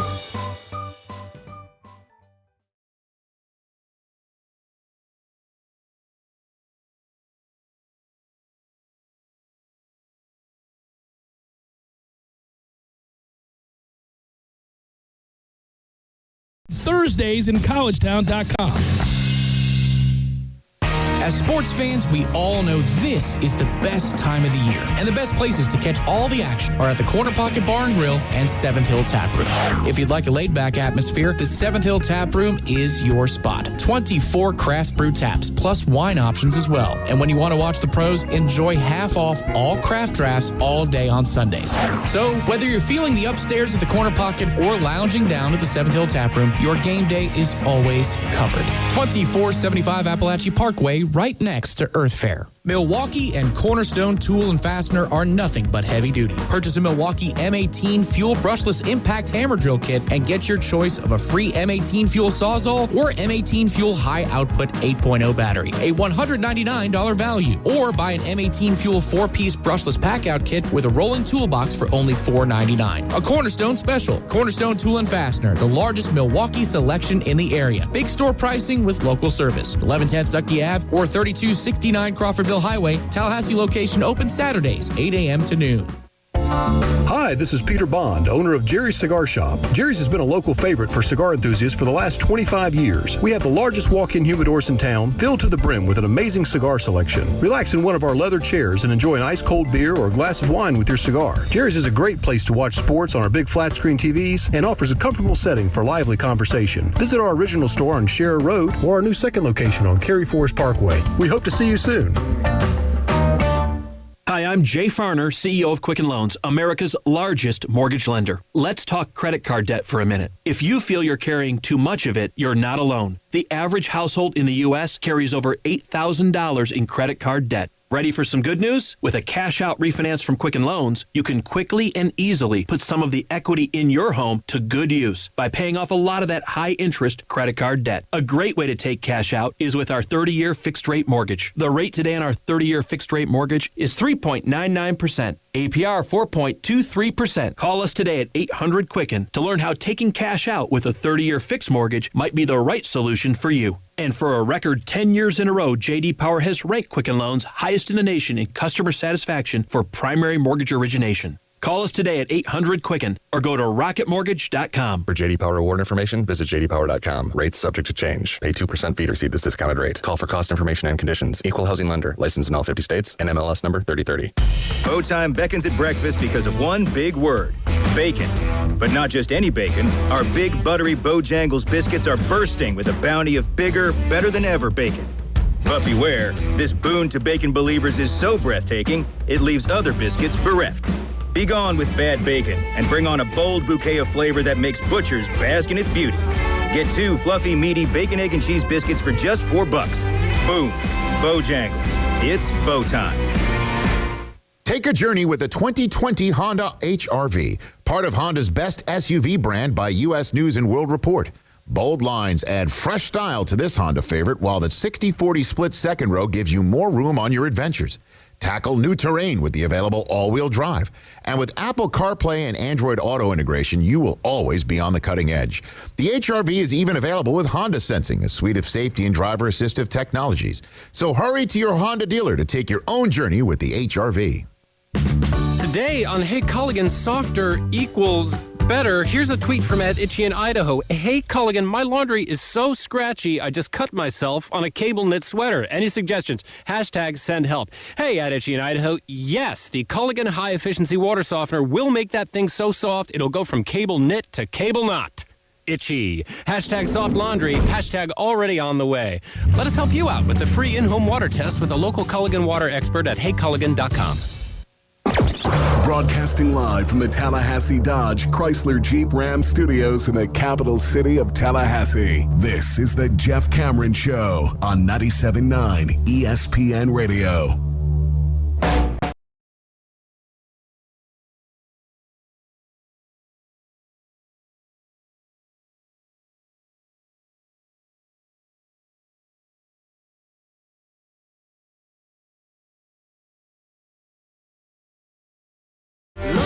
So as we wrap it up, I was reminded of it too, by the way, last night, the thought that I'm having now, which is I really do get, especially because the games turned out to be, at the very least, dramatic in a lot of ways. Not always well played, but dramatic. I really do begin that longing process before it's all gone. And I did it last night late.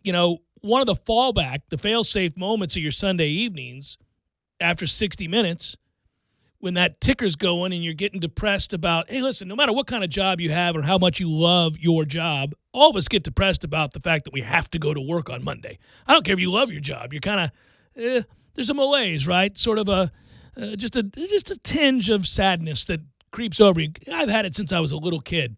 Some of us get it worse than others. But one of the things that, has helped you allay sort of those moments are when you realize, oh, I got Sunday Night Football to sit back and watch. And last night, that's not there. I thought, I'm in reality. I don't get to just escape through this the boob tube here and just watch a little football. I gotta think about the week. I gotta think about what we have to do. I don't have the escape. I ended up watching golf because, God forbid, I get, smack dab in the middle of reality. Well, but it was classic. That's a great finish. If you like guys throwing up all over themselves. Absolutely. Yeah, that's drama. Yeah, the problem I have is I had Xander Schauffele. He's got it won. He's got it won. He's on the green in 2. A vested interest. Well, he's on the green in 2, for Christ's sakes. He's got it won after Justin Thomas decided to look like me. What was he? By the way, what is that? He is in perfect position. Well, he did it again and got away with it when he ended up winning the whole thing. Yeah, it's bizarre. It's bizarre. But anyway, chunked a 5-wood. He went straight up into the air. It's good to see guys like that hit shots like that. But long story short, the only thing I'll say is, normally you fall back on a compelling matchup or something you think has a chance to be pretty good. It might even be your fantasy football team. Could be a sporting guy or gal moment that Sunday evening. But you're gonna pay attention to football, and now it's going away. Just like tonight. Normally, I'm telling you we're about to watch Monday Night Football. No such luck. Yeah, but I think they're pushing back these Sunday night games now a little bit more. I don't remember the divisional round Sunday game, nightcap, being closer to 7 p.m. I thought that was just, for the championship Sunday. Typically championship Sunday, right? Yeah. It's like 3 and 6. But they're doing that for the divisional round. I'm used to those games being over like they were yesterday, somewhere in the neighborhood of 7 o'clock.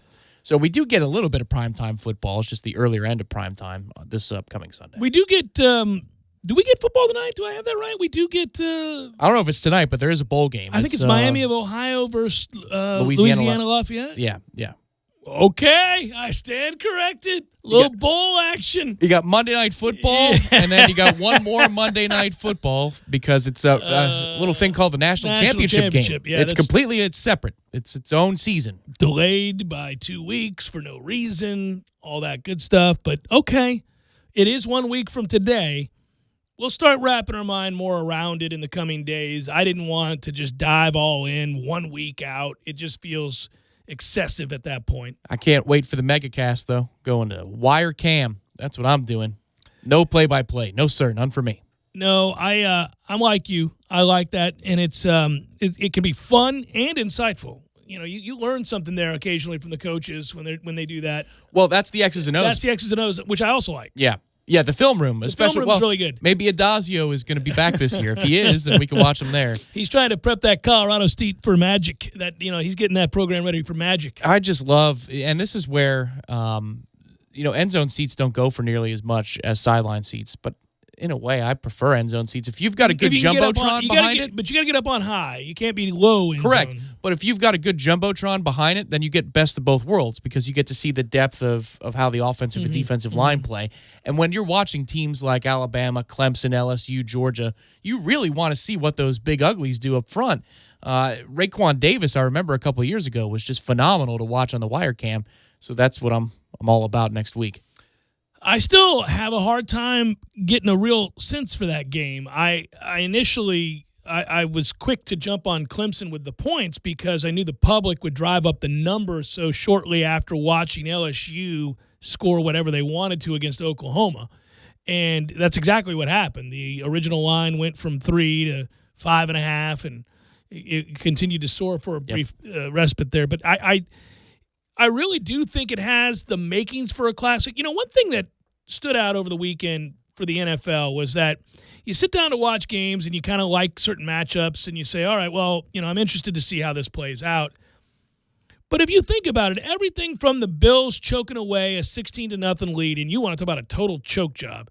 And if you're a Buffalo Bills fan, you're probably saying to yourself, yeah, this is why I can't like Josh Allen. And you'd be right. But anyhow, so you have that choke job for Buffalo, 22-19. They blow a 16-point lead. But it's a riveting ending. It's a crazy ending. You get everything you could possibly want. You get the overtime and all that. And if you don't care about either team, then as a fan, you love that, right? So it starts with that. Check. Titans, night game. There we are, watching that. Now, I had unders. And that helped. I'm glad they didn't take Booger's advice to run the ball and spike it on third down. I'm really concerned that they get him out of there before he does further damage to his career prospects. He was good in studio. I always liked him as a radio guy, a studio guy. He not a driver, but certainly an analyst. It was troublesome the amount of things that he butchered. But like what he and Rich Eisen do when they move from the studio to the booth, it's absurd. Those two that's not their realm. That's not their place. No, not at all. That was demoralizing. Like, I felt less anger than some of my friends and more, oh, this is sad. I don't like to see this guy's career ruined in one night. Like, he's been bad all year, but this was a special kind of bad. It is only national television. I mean, sir. That said. Broadcast national television. That said, I really felt the second the Dolphins beat New England in Foxborough, the first thing I said to my wife, and she didn't care because I don't even know if she heard me, but I said, boy, I really do want to see them have to play the Titans. I'm so glad the Dolphins won. I think the Titans are going to beat New England. And she didn't answer. And then as the game was going on and it looked like the Titans were going to beat New England, I said, babe, you remember that conversation? And she said, no. And I went, well, it happened. And I'm hearkening back to that moment because I said it. And I'm watching this game and feeling very, very vindicated. What a beautiful thing that was. That was a cool atmosphere. I was down seeing the Mouse in Orlando and at the hotel little bar, and it's got big screen TVs there. And you've got people from all around the country, obviously, on vacations. And it was this cool atmosphere of people who are diehard fans from different corners of the country. Sure. There was one Tennessee Titans fan wearing his stuff. And he was feeling it. 2 Patriots fans. And everybody was against those 2 Patriots fans. But it was like a golf clap. Everybody wasn't like a celebration. Yeah. It was just. by about 15 people once it was over. It felt like the Titans were just putting the Patriots out of their misery. Really, New England, I understand the record on the season, and it's a good one. But if you go back to that schedule where a lot of these numbers that were put up, don't get me wrong, really good defense all year long. Got no help from their offense all year long. Got it. But that defense was, through the first 6 games, bolstered by arguably the weakest schedule I've ever seen anybody play. And we talked about, when they had to play Washington and Miami and just terrible, terrible football team. Like, record-settingly bad football teams is who they were playing offensively early in the year. And the more you watch them, the more you realize, like, this is just who New England is. They don't have any weapons. Now, some of that is, look, you had Josh Gordon before the year started. He can't stay not high. You've got Gronk retiring. Then you have Antonio Brown. He can't keep his head together. You got to kick him off the football team. So you let Julian Edelman, not Edelman, the other Amendola. Yeah, the same He's been guy. gone a couple of years. He's the same guy. I'm just talking about the last 2 years, all the people they've lost, right? So all these different guys are gone, and you just look up and you're like, they have nobody. They have nobody that really threatens the defense if the defense is any good at all. And it got so bad for them that they're lining up Edelman as a wideout, he's on the sideline. But no, that's not what he does. He's not stretching the field over the top. That's not what. So this felt like it should be a foregone conclusion. And if you want to know how bad it was for New England and how many decisions they now have to make, Ryan Tannehill completed 8 passes for 70 yards on the road in Foxborough and won. So, they didn't have to do, literally, this felt a lot like Georgia Southern beating the Gators. It was sort of like, we don't need the forward pass. Right. We're just going to run the ball with Derrick Henry, who, if you didn't know, is 6'2", 380 pounds. Look at that guy. What is he eating? Whatever he's eating, our offensive linemen at Florida State need to be eating. My God, he's even bigger than when he was at Bama. That dude is a behemoth.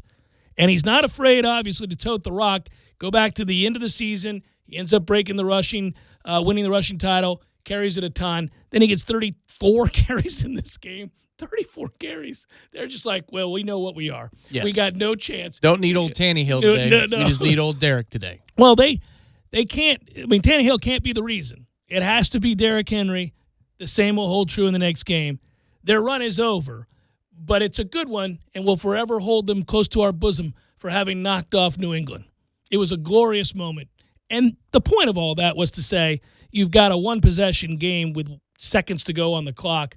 I might add, poorly managed seconds by the great Bill Belichick and the New England Patriots for not calling timeout. But clock management across the league again. It's a gas. With Peyton yesterday. We talked about that, but what are you doing? Peyton coached a terrible game yesterday for New Orleans. Drew Brees was awful for New Orleans and looked old. And you know what? That game too, and this was my original point as I was signing off, you get a 26-20 game, you get an overtime game, you get a 17-9 game in the nightcap, in which the Eagles drive down into the red zone late. As a fan who doesn't care about any of these teams that are in it, save for my betting purposes, I got what I wanted this weekend. Every game was close. Every game featured one possession that could make all the difference in the fourth quarter. That's all you can ask for. And that's why the NFL ends up being king. It's not always well played. It's not always great football. There is always a moment in which an official blows something egregiously. Sure, yeah. And that happens in every game, and you know that's going to happen. That's just the league these days, and they got to take a good long look at that. But really, again, just as an impartial fan in this moment of the sport, I want to see riveting football. I want to see something that keeps me on the edge of my seat, and I did for every single game. Well, and if you look at this weekend's slate, you say, okay, I think I know what's going to happen in the Baltimore-Tennessee game, right? Yeah, obviously, we feel pretty check. good about that. Outside of that, can we really say with certainty what's going to happen in Santa Clara? If Kirk Cousins is cleared a mental hurdle and Dalvin Cook is healthy, that should be fine weather, a fast track, even though it's natural grass. Minnesota could give San Francisco a fight.